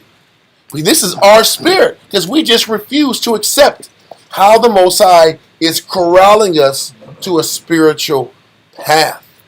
The Most High is directing our steps to peace. He's directing our steps to humility. But we don't want peace. We don't want humility. We want chaos. That's why he says, from the head to the foot, there's no soundness in it. Y'all don't make sense. You just want chaos? Peace makes you unhappy? A person who loves you, listen, there's brothers who sit back here and think that chasing and pursuing a woman is more important than sitting back here and having a woman serve you. And if I ain't the man, I ain't chasing to get what I want, then that ain't right.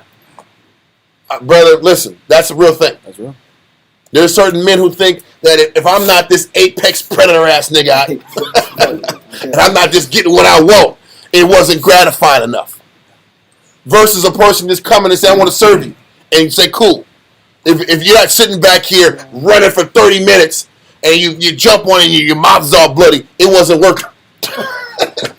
I got it. I won. Our people is like that. It's all carnal, psychological mumbo jumbo. I need the pursuit. I need the pursuit. The pursuit makes you feel like a man. I'm a man. Oh, I built the Eiffel Tower with steel and metal and bronze. I'm a man's man. I made this happen. I did this. I had to do it. For those who know, they know. But this is all crazy psychology. Versus sitting back here and just embracing and accepting the humble gift that's right in front of you. Like, nah, G, I need to hunt, nigga. I need to hunt. I gotta get it. Get my rifle. Something about that. Get my rifle. We're gonna go out here, we're gonna get it. Yeah. Listen, we're sick in the brain. I took what I wanted. And there's no soundness in it. Women want this Prince Charming, light-skinned ass dude going to him and winning him. I'll be damn honest. We got these crazy fantasies of this perfect husband that sweeps you off your feet, that takes away all your problems. I'm being out there. I said it. There, it's there. But that's what it is, right? And he's going to sit back here and everything. We're going to sit back and eat lunch together, and we're going to sit back here and everything's going to be cool. He's going to be perfect and know what to say, how to say it. It's going to be bright sunny days. And it's this whole fantasy we got in our head, right? And that's not how a marriage is. It's the truth, Doc. We're sick in the head, and if the story don't match the reality, we will go and keep going and pursuing. We'll get bloodied and bruised and sad and unhappy until we get this image of what we want and what we think we deserve in our head. That's pride. Versus embracing a spiritual path. And a person that can develop your spirit spiritually. And for a man, somebody who can sit back here and teach and counsel and build up from scratch. That should be more gratifying than anything else. Yes, sir. I think it's kind of interesting. This may sound a little odd, but syphilis has 3 stages. The third stage is the latest stage. Open sores, canker sores. Yeah. They become infected. Mm-hmm. And if it goes untreated when it gets to that stage, it actually causes psychosis. So that open wound actually causes that. Exactly. Psychosis. Brother, that's crazy. But those are those fungi that's them sisters. Let me stop. I'm being silly. That was a joke. But I had to tie it back into the point. But yes, you're right. The point is, we're so insane with our pursuits. We don't care how bloody we are. We don't care how bruised we are. We're going to keep doubling down to get what we want. And the Most High is evaluating this. And like, listen, we're sick as hell. Because the Most High keeps directing our past, and we fight it. We fight it. We fight the gold pricks. We keep kicking against the pricks. Read verse 6 again, and I'm going to let you go ahead after that. From the sole of the foot even unto the head, there is no soundness in it, but wounds, bruises, and putrefying sores. They have not been closed, neither bound up. There's been no medicine. There's been no ointment. There's been no closure. There's been no understanding as to why I'm going through what I'm going through. There's been no acceptance. Hey, you know what? It goes both ways. When we're getting checked and cut, we have to have a person show us why it's happening, and then we got to be humble enough to listen, to receive the information. And that's not happening in this process. There's no listening. There's no humility. There's no solutions. It's just us doubling down on making the same mistakes over and over and over. But the mistakes are pride-based. It's pride-based. Because we're not humble enough to see how the Most High directs us. To see how the Most High is giving us a blessing. Because the crazy thing, it's just like the concept of manna. Most High gave us everything we needed nutrition-wise in manna. Why wasn't that enough? Why wasn't angels' food enough? The same reason why the Most High gives us spiritual gifts in this world ain't enough. Why the Most High will send you a wife, she's not enough. Why the Most High will send you a husband, and he's not enough. Why the Most High will sit back here and bring a spiritual life right to your lap, and it's not good enough for you. It's the same thing. We're sick. We were sick in the wilderness. We rejected angels' food, and we're sick on earth, rejecting spiritual blessings that are right in your lap because you're selfish and you're proud, and you think you're better than angels' food. We thought we were better than angels' food back then. We think we're better than blessings that he gives us and opportunities right now. Because we think we're more than what we are. We ain't nothing. Keep going what you got. Wisdom of Solomon, chapter 10 and verse 7 through 9. Done with this? Yeah, I'm done with that. Because You said Wisdom of Solomon what again? Wisdom of Solomon 10 and verse 7 through 9. Because this is why the Most High, through the pride of life, destroys cities, destroys households, destroys whole countries. Because the reality is, when you force your way, I know where you're gonna go. See, I was trying to wait for that a little bit late. I do. You've been saying it the whole time. You've been saying it the whole time. I got it. I mean, you have a second. It's in there. I got Wisdom of Solomon. It's it's in the next phase. It's the next phase. Man. It's I not know a that. phase. You got another scripture, right? Now, you got to come some back. You can go there. Listen, you can go there because Shamshawan pulled the same scripture on Saturday. See that? And I told him. Oh, he did? I didn't watch the class. I know. He pulled the same scripture. Myself, And I said, Shamshawan, you pulled my scripture for Monday. So you How can far? How far did he go? Verse 9? No, what Shamshawan did is he went Wisdom of Solomon 10, and he went. I think it was 8, 7, and then went to 9. Oh, he went. Nah, I don't do it then. He already did it. I know. That's the point. It was awesome. It's too fresh. No, but see, do it. We're here. It's there. You're there. I ain't want. That was why I want to push it for 2 weeks from now because he already threw it out there today. So I said, let me double back down next Monday, and people will forget that we went to Wisdom of Solomon 10. That's the strategy. That's why I was trying to do. I wasn't up to speed, man. I wasn't up to the game. No, everything's gonna be okay. Just pull it. That's hilarious. No. You know what? We can't do it. Don't pull it. We can't do it because what's going to happen is it deals with the poor and Save the Solomon now. The poor. What do you mean? what is Solomon 10? Yeah. Maybe it was Ecclesiastes. What is Solomon 10? Let me see. Before I say no, this isn't it. It was. Okay. It wasn't it. Okay, cool. Let's read the verse. There we go. It worked out. Let's go. No, because I think it was Ecclesiastes 10. Yeah, I ain't got no Ecclesiastes. Let's go. Yeah, it was Ecclesiastes. So cool. Okay. Wisdom of Solomon chapter 10. So why are we going here? The Most High said, I keep striking you, and you're not receiving instruction. What's the purpose of me correcting you? What's the purpose of me continuously pricking your spirit when I'm not getting any results? You see, what the problem is, when the Most High gets to that point, he'll destroy whole cities. He'll destroy whole households. This is what happened with Sodom and Gomorrah. This is what the testimony of Sodom and Gomorrah stood for. Oh, no. Read on. Oh, no. Wisdom of Solomon chapter 10 verse 7.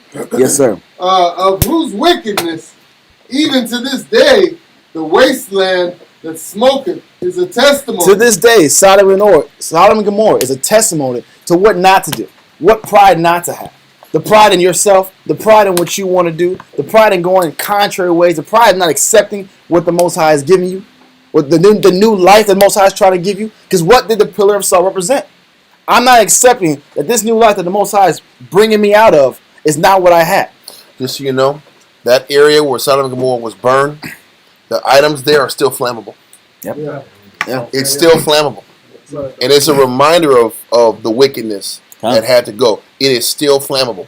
They sip that sulfur is still flammable. So that's why it says it's still a remembrance of that time. To It this day. still cuts it still cuts the fire, still cuts on. And it's the only place where you have 99% pure sulfur. Yeah. Everywhere else, sulfur is not that pure. Mm-hmm. But keep going. I just want to bring that point on your thing. Con, read on. Down middle of verse 7. Just read 7 from the top again. Down, from the top, down. Of whose wickedness, even to this day, the wasteland that smoketh is a testimony. And plants bearing fruit that never come to ripeness. Now, we can look at this in the physical sense. The Most High wiped the country out to where the fruit couldn't come out to be used. It's a wasteland. When those scientists was doing that National Geographic, whatever the hell, it was just, everything was dead out. There was nothing living in the area. And he put like a microscope on the rocks, and it was charring up and smoking. All he had to do was just put a microphone, not a microphone, but a microscope, put it on the sun, and it was... You can't even build there. The foundation's too soft. The foundation's not stable enough. You can't grow anything there. It's just dead land. And it's to show you that when you sit here and choose your path, when you kick against the pricks, you get destruction. We'll keep reading on. We're going to show. And what he's saying is, a person that has made it without a shadow of a doubt that I'm not listening. Yeah. I'm going to get bloody, bruised, putrefying swords. I'm going to do what I want to do. I'm going to pursue what I want at all costs. All of us are put to that position. I'm going to let you guys. I want to paint this picture up. I don't know if you have noticed this in your life. You can get what you want in the flesh, but at what cost? Yeah. What do you got to forsake spiritually to eventually get what you want? That's the question. Okay. Or do you embrace the path that's more natural and spiritual? That's what we all face. Do I embrace the spiritual path that he provides right in front of us, or do you sit back and do whatever you got to do to get what you want in flesh, and you don't care what you got to give up, what you have to sacrifice morally and spiritually to get it? What is your line that you draw? That's what the Most High is trying to see. And that determines your salvation, if you're going to be productive or you're going to be dead like Sodom and Gomorrah and unproductive. I'm not changing topic. What you're saying there was the fruit element? You said there's no fruits? Yeah, he said that area provided no fruit. Yeah, the fruit, I'm gonna let you talk. I keep talking. The fruit never came to ripeness, meaning the Most High took all the nutrients or the ability for anything to grow there. All right. Well, the spiritual fruit was supposed to develop. Yeah, but the spiritual fruit is, and I love this aspect. What it shows is there's a difference between being a reprobate and being on the cusp of being reprobate. To be on the cusp of being reprobate is I'm still in that double-minded stance. I still kind of follow the Most High, but I kind of want my life as well, and that's what what's his name? I'm blanking out. Lot's wife was at. She was at the cusp of being spiritual and wicked. Sodom was just wiped out completely, but because Lot's wife still had a little tie to that wickedness, that's why she became a testimony of what not to do as well. There's a pride in life when people I'm just all the way in this negative life. Most likely completely wiped them out. But there's also that pride where, you know what, I still kind of have that tie to you. The difference is there's a sting, there's a pain, and a continuous pain versus a complete wiping out. So finish that point in verse 7 real quick. John, end of verse 7. And a standing pillar of salt is a monument of an unbelieving soul. Because both still represent the fact that you don't believe in the direction that I'm trying to take you. This is why the Most High is giving us a warning in verse 8. Read on. Verse 8. For regarding not wisdom. When I don't choose the wisdom, when I don't choose the spiritual way of thinking, the spiritual way of operating, when I'm considering discretion in marriage, when I'm considering discretion in friends making, when I'm considering discretion in what I want to give my daily occupation or daily mind to, when I'm not putting wisdom first in my decision making, read on. For regarding not wisdom, they get not only this hurt. They get a hurt. There's a pain. The Most High is saying you're going to get a pain or an injury for not regarding wisdom, for not making a spiritual decision and choosing a carnal decision. And the pain is what? Read on. That they knew not the things which were good. You can't see the things that are good in front of your face. I can't see that this is the best thing spiritually for me in my life. Because I'm not choosing to look at things in a spiritual mindset. I'm not comparing my thoughts with how the Most High want me to look at things. So the result is I can't see the good that's in me, that's in front of me. I can't see the path or the good path that the Most High has set in front of me. Read on. But also left behind them to the world a memorial of their foolishness. And not only that, the Most High will not only allow you to see the good in your life, but now you're going to be an example of the person who chose the foolish path, who chose a decision that made no sense, who chose to give the rib that could have been the best help for them, who chose to give the husband that could have been the best help for her, who chose to give the life that was the best help for that person's salvation. You're going to be that testimony. Just like Lot's wife was a testimony of unbelieving soul, you're a testimony of an unbelieving soul. Because you chose not to regard the spiritual path. Because you didn't see the spiritual angle and the spiritual lesson the Most High was showing you in your life. Bro. Read on. That's money. And this is why we always teach, brothers, the best lesson for men and women is to see the person that does harden their neck and that does kick against the pricks. Learn from them. Learn what not to do so you don't waste 10 years of your life. Who wants to sit back here wasting 10 years of your life with putrefying sores, not changing? Okay. If you don't want to sit back here and follow that path, you better damn sure watch the person that ain't trying to change. Don't emulate them. Learn what not to do. And you don't need to even sit back in judgment in a negative way. Learn what not to do so you don't do it. Okay. And they're really good lessons. They're great lessons. They're life-saving and life-changing lessons. Huh? If a person is stubborn and selfish enough not to learn humility and appreciate the Lord, let their failures catapult you to valuing what the Most High has given you in your life more. If they don't want to value the blessings and opportunities the Most High has given them, don't make their dumb mistakes. Learn from them. And learn to appreciate the lot the Most High has given you. Learn to embrace living a humble existence. You're not above anything. Don't you understand that's what lowly is? Yep. To not be above suffering, not be above losing, not be above being last. Didn't Christ say he was meek and lowly of spirit? Yep. Now we'll go into that next week's class. But that's what this isn't that what we're supposed to be following? There was a reason when you read in Zechariah about the prophecy of Christ. Christ walked into Jerusalem on a what?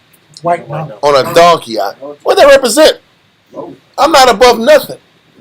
This, you know what? That represents a man driving a PT Cruiser.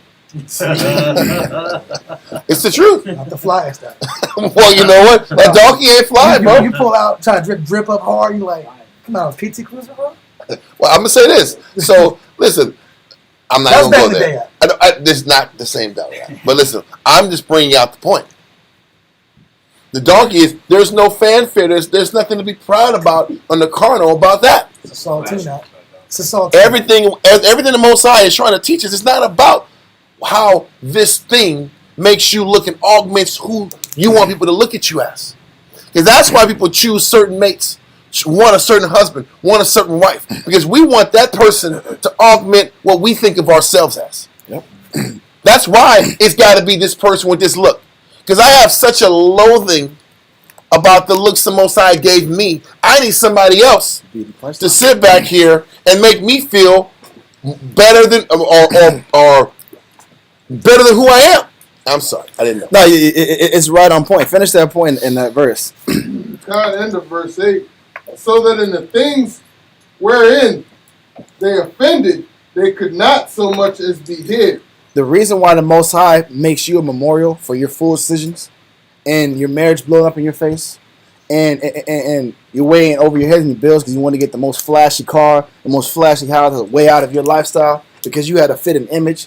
Now you got to sit here and live with this bill that you can't pay for. Now you got to live with this relationship that you can't stand anymore because It's just carnal. It's just carnal. And she's leaving. He's leaving. There's no stability. There's nothing no spiritual peace. and stable in the house. It's blowing up in your face to reveal the fact that you despise what the Most High put in front of you. You despise the counsel that was going to be contrary to this carnal decision you just made. You despise the scripture. You despise the lessons that were going to push you into a more spiritual, scripturally aligned mindset because you wanted to make your own choice. So now you got to be the memorial or the representation of what not to do in Christ, what not to do in the Most High. You have to take on more wounds, get hurt more and more, just for you to get to learn a blessing. Read on to verse 9. Verse 9. But wisdom delivereth from pain. Read it again. But wisdom delivered from pain. You don't have to be stricken with goats. It doesn't have to always be a chastening. It can be a light correction. It can be a light realignment. Why do we have to go so far left where we're getting mutilated in the flesh? We're getting brought down to bare bottom. First to see, you know what, maybe God was right. Maybe I should listen to these counsels now. Because regardless of what you say at that moment when you're getting chastised, you're going to remember them verses when life hits the fan. When life hits the fan, all them counsels, all that instruction, all them classes are going to start replaying your mind. You're going to see like a flash. Like people say when you're about to, your life's on the line, you see a flash of life, you see a flash of them scriptures, flash of them counsels. I should have listened. The Most High does that to you to show you I've been trying to direct you this entire time, and you've been constantly going against me. Wisdom delivers from pain. God, but the problem is this: we have a different idea of peace, and we don't like the Most High's peace. Ultimately, we don't like the Most High's peace. Most High promises us peace. We didn't like the manna. That was peace. That was stability.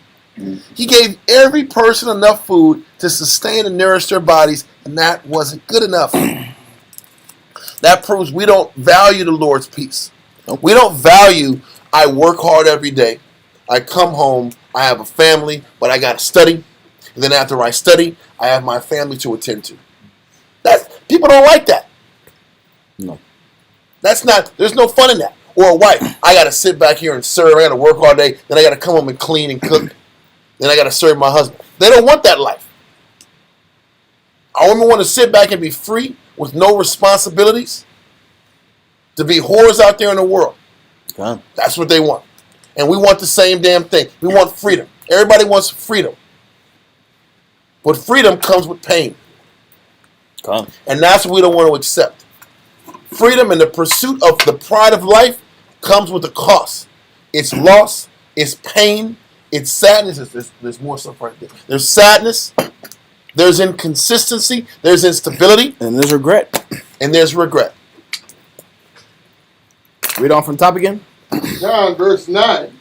But wisdom delivered from pain those that attended upon her. That's why it says you have to attend on wisdom. He didn't say knowledge delivers from pain. You can know some scriptures. You can have attended some classes. But that doesn't necessarily mean you're in the spirit of wisdom. Because you still have to apply what you've been learning. If you want the result, or if you want the protection, the shielding that we all ask for. We want shielding when we're doing our negative. We want shielding and protection. We want to get blessed. We want the Most High to bless our decisions when it's carnal. But we don't realize every time we make a carnal decision, we're taking that covering off of us. And we're exposing ourselves to the elements. We're exposing ourselves to the bad decisions. That's why the Bible says, thy wickedness shall correct you. Your own bad decisions will make you realize, man, I got to follow the Most High now. And can I say something about it? It says, wisdom delivered from pain those that attended upon her. Don't forget, there is a difference between prudence and wisdom. Yeah. Prudence is the type of thinking that is the safe decision, the safe play. We explained numerous times that wisdom was the type of decision making that led you to a spiritual decision. Yeah. When you apply wisdom, you're making a decision that directly affects your spirit. Prudence is about making decisions that where you avoid danger, where you avoid possible loss, where you avoid inconvenience. There's a lot of men who make decisions and their whole mindset is based on not being inconvenienced, not losing anything, not being uncomfortable. That's the prudent guy. But the person who pursues wisdom is always pursuing the spiritual decision. The person who's pursuing wisdom, he chooses a marriage partner based on the decision that's going to build my spirit and build her spirit. That's a person who's into wisdom. Because the person who's into wisdom and chooses wisdom, they'll be delivered from pain. The only way to avoid pain is to choose the spiritual path. If you want to sit back here and choose your comfort, you're going to face the pain on the back end. Because the Most High chose us to live a spiritual life, not a carnal one. This is even why when you read in Leviticus 21, the Most High gave specific orders on the women that the priests could even marry. You still can only marry certain type of women. Same thing with the women. You can only marry a certain type of men if you're amongst a priest's household. If you're a daughter of a priest, you only marry a certain type of men. Because the Most High understood that when I start mixing all these different elements, these different strangers, these different concepts of living, you're pulling their mind further and further away from the Most High. When you have a job at hand, and your job is to serve me. We might not be Levites today, but if we're in the house of the Lord and we're serving Him every single day, it applies to us still. If my job is to serve the Most High, and whatever facet I'm doing it, I have to keep every aspect of my life about the Most High. When I start adding different elements, the different ideas to try to mission mingle these different concepts, it's gonna fall apart. It's gonna blow up my face, and I'm gonna lose time, and I'm gonna feel more regret and more pain later because I made the bad decision. So to avoid all that, we have to operate in wisdom. We have to choose the correct application of knowledge every single time in any decision we make in our life, any conversation we have in our life, any personal relationship we develop in our life. It has to be built up of wisdom. Even friends. We'll have conversations about brothers, how they have friends in the world and stuff. The problem with having friends in the world is every time you talk to them, they're going to keep pulling you further and further to the world because there's nothing spiritual going to add to your life. Now, I understand trying to bring them to Christ. I get that, but after a certain point, we go back to that concept. Are you just going to be reprobate? Are you going to be rebellious forever or not? When are you going to decide to serve the Most High? And if you're not going to serve the Most High, then how can what's the point of me even dealing with you anymore? What's the point of me building and investing into this relationship anymore? All you're doing is pulling me back to my old vices, my old distractions again. There's no point in having these different distractions in your life if you're trying to progress in the Spirit. And that's the point of this verse. Because all you're doing is adding more pain, more sorrow, because eventually you're going to have to cut that person off if you want Christ. Eventually, you're going to have to sit here and put your foot down. But the problem is this. I've been being so negative with this person for so long. How easy is it to put my foot down now? We've already built a negative rapport. We've already built a certain relationship, a bonding of negative. Now I want to sit here and change up and be spiritual guy? You bond in weakness. You bond in weakness, but all of a sudden I want to pull a verse on you. Dog, you was just being negative with me last week. But you want to be right. We've literally got accustomed to this negative lifestyle. But you want to switch up. You're going to have the pain regardless. Because they're going to walk away from your life regardless. So instead of beating around the bush, let me set the standard off rip. This is how we operate. This is what we're not going to do. If you don't want to do it now, let's avoid pain for each other. Let's avoid pain for you and avoid pain for me. So we can find our next avenue, our next aspect in life. That's all I got. Go to Wisdom of Solomon 12 and verse 20. I want to go 23 down. Yeah.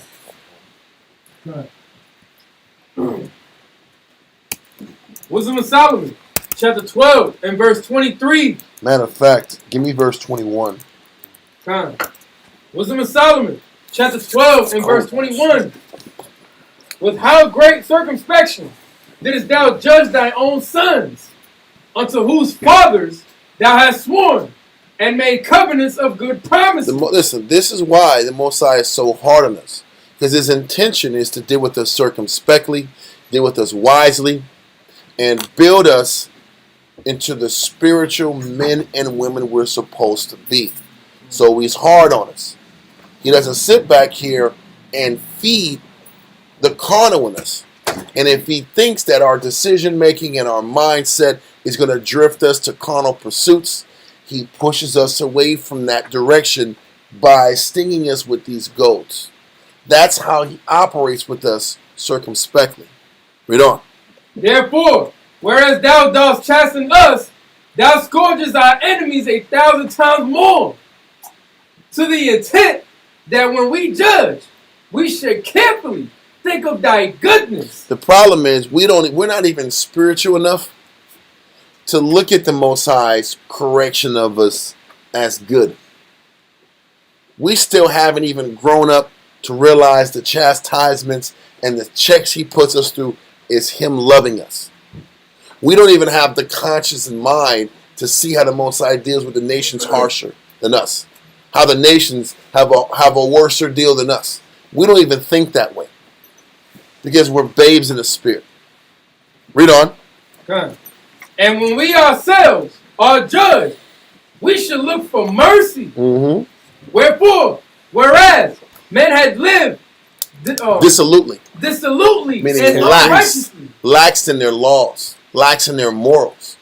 This is how we are. We're lax in our morals. We're lax in our thinking. We pursue our comfort more than pursuing humility and discipline and honor. Read on. Wherefore, whereas or men to had be lived specific, in certain realms of spirituality, we have a hard line position. But when it comes to our flesh, we're lax in our morals. When it comes to the things we want, then we compromise. The things we know is right and we choose to embrace, we're hardline. But the things we're really into and our flesh is weak to, we make excuses for. And we're lax morally in those arenas. Read on. It says, thou hast tormented them with their own abomination. And the arena where you're weak at and you're the most compromising at is why you're the most lonely. You notice that? In the arena where you're the weakest at, where your morals are the weakest, where your dedication is the weakest, is where you get stung the hardest. Where your outlook is the most impure, that's where you get tortured. That's where you get stung the most at. It's in your arena where you're spiritually laxed. The answer is, if you want to stop getting stung in this particular arena, then has your discipline augmented? Are you more humble in this arena? Are you willing to embrace the spiritual path in this arena in which I am suffering so much? To be honest, most of the time we say we are, but we're not really inside. And he prolongs that stress. Read that part again. Wisdom of Solomon, chapter 12, verse 23. Wherefore, whereas men had lived dissolutely and unrighteously, thou hast tormented them with their own abominations. He's tormented us by that same arena where we have shown the most neglect to him. If I'm unappreciative about what I don't have in my life, that's why you don't get it. You notice that? In the arena where you're the least appreciative is why he keeps starving you out. Because there's no humility there. Let's continue. Verse 24. For they went astray very far in the ways of error and held them for gods. You know what? And that's what ends up to us. He says in the arena where we went astray, where we don't listen to those gold pricks, we double down to where I gotta have this win in my life. I gotta have this in my life, and I'm gonna do whatever it takes to get what I want. When a person makes a decision to do whatever they gotta do to get what they want, you have just made that pursuit your what? God. And that's the point. Yep. When the Most High keeps telling you, no, you can't have it. No, you can't have it. No, you can't have it. No, you can't have it. And you still pursue it, that's idolatry. I'm going to get it however I got to get it. It don't matter. He says, you've made that your God now. All these corrections and all these impediments I put in front of this pursuit, and you still keep going, that's your idol now. If it's that type of woman you want, if it's that type of husband you want, if it's that type of lifestyle you want, the Most High keeps putting impediments because he don't want that for you. And despite all the checks, and you're bloodied and you're putrefying, sores, and you're sick, and you're battered and bruised, and you say, no, I'm going to go get that. Regardless. That's you choosing that to be your idol. Yeah, up in the studio. Against all odds, yes. But let's keep reading that part again. Verse 24. No, 24, slack it. Wisdom of Solomon, chapter 12, verse 24. For they went astray very far in the ways of error. That's the point. A person that keeps getting checked. Every time this person is going astray, you're getting pricked with the goads. And they keep going very far away. Because it doesn't matter what type of checks they're getting. They're going to get what they want. They're going to find their happiness. Read on. And held them for God. And a person makes something of God based upon what they invest into it, and what they commit to it, and what they're willing to lose to obtain it. Read on. Which even among the beasts of their enemies were despised. Exactly.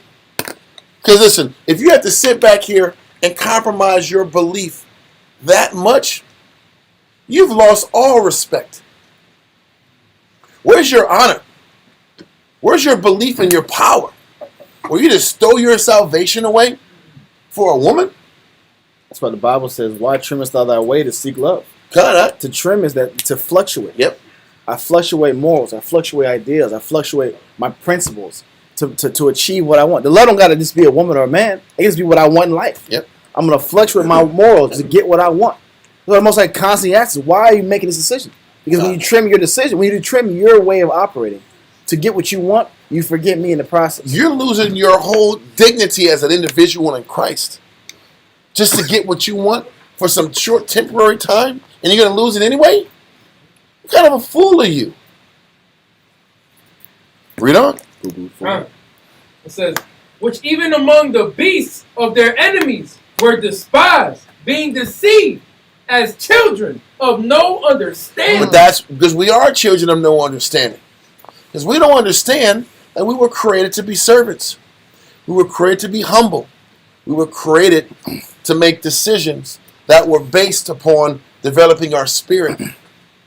We were supposed to choose a lifestyle that developed our spirit. We were supposed to choose mates that developed our spirit. We were supposed to sit back here and operate in an arena that created us to be more conscious of the Heavenly Father. Our decision making was supposed to be built in our surroundings. Was supposed to keep us tethered and conscious to the Heavenly Father. This is why the Most High says, hate not husbandry. Yep. Hate not hard work. Because hard work was supposed to keep you humble. Yep. And to keep you thinking spiritual. We'll go on proving that later. But hard work was laid for the sons of men. That's why Israel be on this dumb shit. Israel's always running from hard work. How else and what else is used to as a metric to determine humility? Israel is always running from hard work and responsibility, but swear they're spiritual. The hard work and responsibility is what's necessary to determine how spiritual you are. Read on. Verse 25. Therefore, unto them, as to children. That damn priest disease, that. Read on that. Therefore, unto them, as to children, without the use of reason. He's looking at us, and this is the Most High looking at us properly. We're children that have no idea about reason. When you have a young kid, terrible 2s, 3s, how much reason can you do to sit down and explain to a child why they have to sit back and go to sleep at a certain time? How much explaining can you go into? Well, a young child growing up needs 9 hours of sleep, or they're not going to be able to function. They were like, I want to watch cartoons, B. I want to watch cartoons. And what you got to do is, no, listen, I'm going to whip your ass. I'm going to cut these lights off. I'm going to take these tablets away. And you're going to get in this bed, and you're going to cry until you fall asleep. And when this nigga tries to run out of the room and peek out of the door like this, you go back in there, and you give him pow. Man, go back in his bed. Am I right or wrong? He looks at us like this child. This person just needs more pow-pows in the spirit. It's the truth. Most I said there are like 3 or 4 things that are needed for a servant: bread, work, and what? And correction. Correction for a servant. Listen, that's all you need, bro. That's all we need. We're oxen, Get us to food, water, and I'm going to whip his ass. And burdens. We don't appreciate nothing else. The only thing that gets us locked in is work. You want to sit back here? Oh, I've been a cop. I just have all these thoughts. I got so many thoughts. I got so many thoughts. I got a thought here. I got a thought here. I got a thought everywhere and anywhere. Everywhere I'm thinking. You know what you need to do? You need to work. Get your ass to work. We'll cut the thoughts out, nigga. Yeah. How about that? You're not working enough. You got too much idle time on your hands. Get up at 4 o'clock and run these goddamn trucks. And guess what? You don't have no more thoughts. Then you go and get memes when it's nighttime. You won't have all those thoughts anymore, would you? The thoughts lessen when you're tired as hell from working all damn day long. Am I right or wrong? I've got so many thoughts. These thoughts are just running and spinning in my head. You're not working enough. Get you a job. Go to Arby's, B. Do something. Go to Arby's, Burger King. Do something, brother. Work. You got the house. And then you know what? When those thoughts start spinning again, look for some more job applications.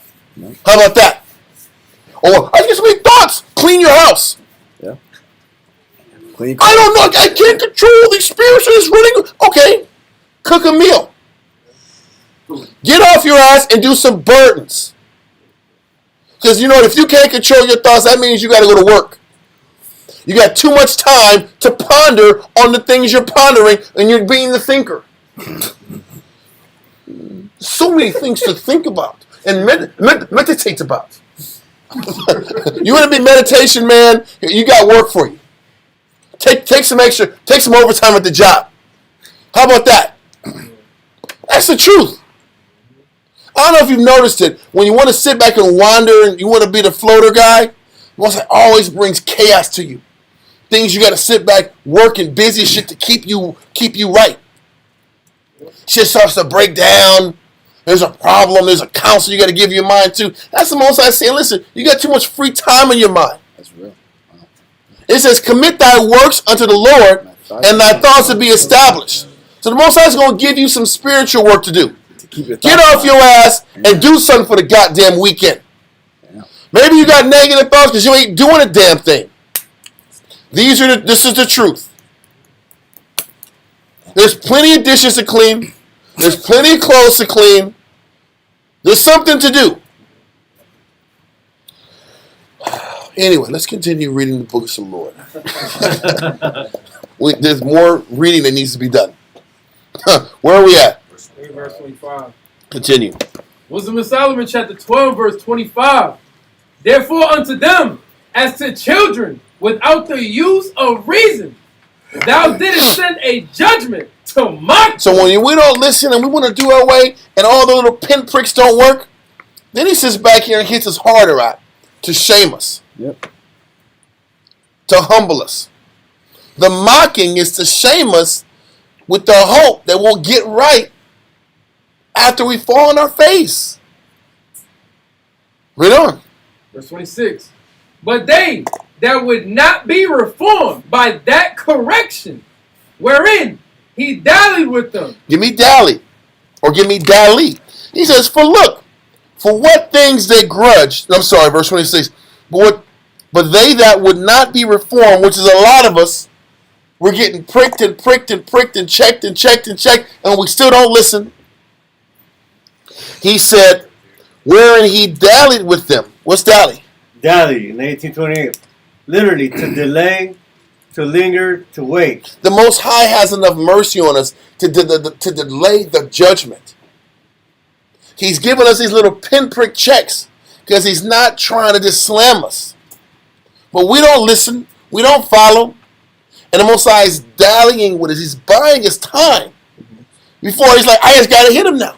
Because you're not listening. I'm giving you all the time you need to choose humility. To choose acceptance of my condition. But there will be a time where he's like, I'm done. You're going to have to lose. You're going to have to get really stung. And either you're going to take this sting and check and change, or you're going to keep getting stung, double down, pursue what you want, and become an idolater. Because that's the other side. Take the check, get right, or just blow the check off, triple down, and say, I'm gonna make this pursuit my idol. It doesn't matter what I want, what I'm going through, I'm gonna get this. Israel does that all the time. Read on. But they that would not be reformed by that correction, wherein he dallied. So the mocking and the falling doesn't do it. If that doesn't do it, then I'm going to sit back here and I'm going to extend it out longer. Then I'm just going to sit back and take everything away from you. Read on. Come. But they that would not be reformed by that correction, wherein he dally with them, shall feel a judgment worthy of the Most High. Brother, you don't want to get to that point. Let's continue. For look, for what things they grudged when they were punished, that is, for them whom they thought to be God. Listen, the reason we grudge about the Most High pricking us and goading us to a different direction, we grudge because we hold the things that we don't have in our life to so high esteem. We hold them like they're gods. And we're angry because deep down in our heart, we feel the Most High is taking away our happiness from us. We feel the Most High is taking our happiness from us. These certain things that we don't have, we put them so high that without it, I'm not a man. Without it, I'm not a woman. I'm not complete unless I have this thing in my life. Is that not how we roll? Zero. And when we take that stance, we're asking the Most High to punish us severely. Read verse 27 again. Because the Most High is looking, what 27 shows is that our attitude towards correction says everything. Our attitude towards the pinpricks and the goading and the checks is what the Most High is looking at. Read verse 27. Verse 27. For look, for what things they grudged. What things they grudged. Read on. When they were punished. When they were punished. How many of us walk around with a dark cloud over our head when we get checked or when the Most High takes things from us? How many of us are depressed, grudged, angry, distant, dejected, disconnected? I'm going through the motions. All those things are telltale signs that we're grudging towards the Most High because He took away my happiness. Your happiness was supposed to be in serving Him. Your happiness was supposed to be in humbly pursuing the things He wants. Not doubling down and giving everything you have to pursue your idol. What the Most High is showing us through our life of humility that we're supposed to follow is that these things He ain't given us, they're really idols to us. This idea of this marriage that I want, this idea of this husband is an idol. This idea of this wife that I'm looking for is an idol. This idea of life in America is idolatry. These visions of what I think my life should be is idolatry. And you know it's idolatry because when the Most High doesn't give it to you, you're angry. There's a heavy spirit of begrudging in you. You're angry and just living a spiritual life in a spiritual dynamic, in a spiritual relationship isn't good enough for you. I'd rather wait. I'd rather go. I'll wait till the Most High sends me what I want. When you go ahead and pursue, if you ain't getting it that way, you're going to have to go yonder out in them streets and get it. You have to be that idol and tap into that idolatry to get it. You got to get in them streets. Them streets, them streets is no joke. You're going to go in them streets and get it out, you good luck. And by that pursuit, all those little obstacles and hop, skips, and jumps you got to go to do it. Listen, brothers can learn salsa. Brothers can sit back here and learn how to bachata. That's the language of love. It's the bachata. I will bachata and I will get the ayasha I deserve because I bachated. And I am a master bachata guy. Listen, it go from bachata to compromising more shit in your life. Yeah. And you wonder what's going on. Most times not honoring me. These are all things brothers talk about. Am I right or wrong? Yeah. This is what women think. But the Most High is showing you, I keep correcting you. I keep denying you. And you keep doubling down and pursuing, let's call it what it is, your idol. And you show that it's idolatry by how hard you work to get it. Despite all the times the Most High not giving it you the way you want it. all those blockades he's giving you and you don't get it and you keep pursuing, it's idolatry now. So that's what the difficulty was, letting go all these quote unquote idols. It sounds like because that little figure represented the thing that gives me an excuse to get what I want. Yeah, because that little thing is, there was a promise that if you serve this, you'd get the things of your dreams, your hopes and dreams. When you serve this idol, you got this. And it unlocked a certain type of happiness that in your head, if you don't have it, you're not complete. Because ultimately, if you realize the Most High just draws out those things that in your head completes you. Yeah. The thing that you want that completes you, he ain't giving it to you. Because it's a lie that you thought it completes you. Yeah. Serving him completes you. Why isn't serving him good enough? Why do you got to do that, serve him and get this, and then I won't ask for nothing else, Father? Because that's what we be telling ourselves. Yeah. I will never drink again if you just let me keep living. If you just let me do what I want to do, I will never ask for nothing no more. Just give me this one thing. You ain't getting it. And then when you don't get it and you pursue, that's your idolatry. Some of us, it's freedom. That's what it is for some of us. Freedom. Lust. Comfort. Financial comfort. Some of us just hate getting pushed beyond our limitations. We want to operate at our pace. And all of us want to do what I want to do on my pace. You ain't getting that, all right? Anyway, read verse 27 again. Wisdom of Solomon, chapter 12, verse 27. For look, for what things they grudged when they were punished, that is, for them whom they thought to be God. Damn, you know what it was? I grudged when I was punished because I didn't get the thing I wanted. I didn't get the God that I wanted. I didn't get the reward I wanted. That's why the grudge comes. Read on. Now being punished in them, when they saw it, they acknowledged him to be the true power, whom before they denied to know, and therefore came extreme damnation upon them. You don't want to be classified with being extreme damnation going to you. You don't want to sit back here. I think all of us have been in a situation where you really wanted something and we were all pushed to the position of, if you really want this, you're going to be compromising right from wrong. Yep. You want it or not. Yeah, how bad you want it? Because listen, all of us have had an itch to get something that we wanted. And you drive from one place to another place. You go to one place to another place, and all the doors are closed. The Spirit tells you, there's one more place to go. But if you go, you're crossing this threshold. They cross the line. You need to go home. You need to go home right now. You're off the grid, G. You need to go home right now. It's like, listen, you go to that house. You rent a house. You go to rent a house. You go somewhere. You go to this place. It's still open. It is open. Listen, it's open. Listen. If you go there, there will be sin. There will be sin. You're not going to get out of this clean, man. You're not getting out of this clean. For those who know, they know. And you got to ask yourself, am I going to go to that point of no return or not? Rolling the dice right. And then when you do, that's idolatry.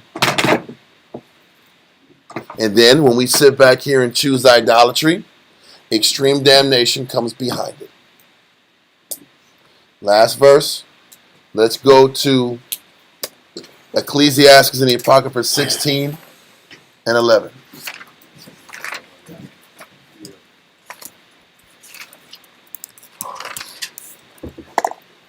Ecclesiastes chapter 16, verse 11. Damn. Spirit. It's a story right here. Read that out.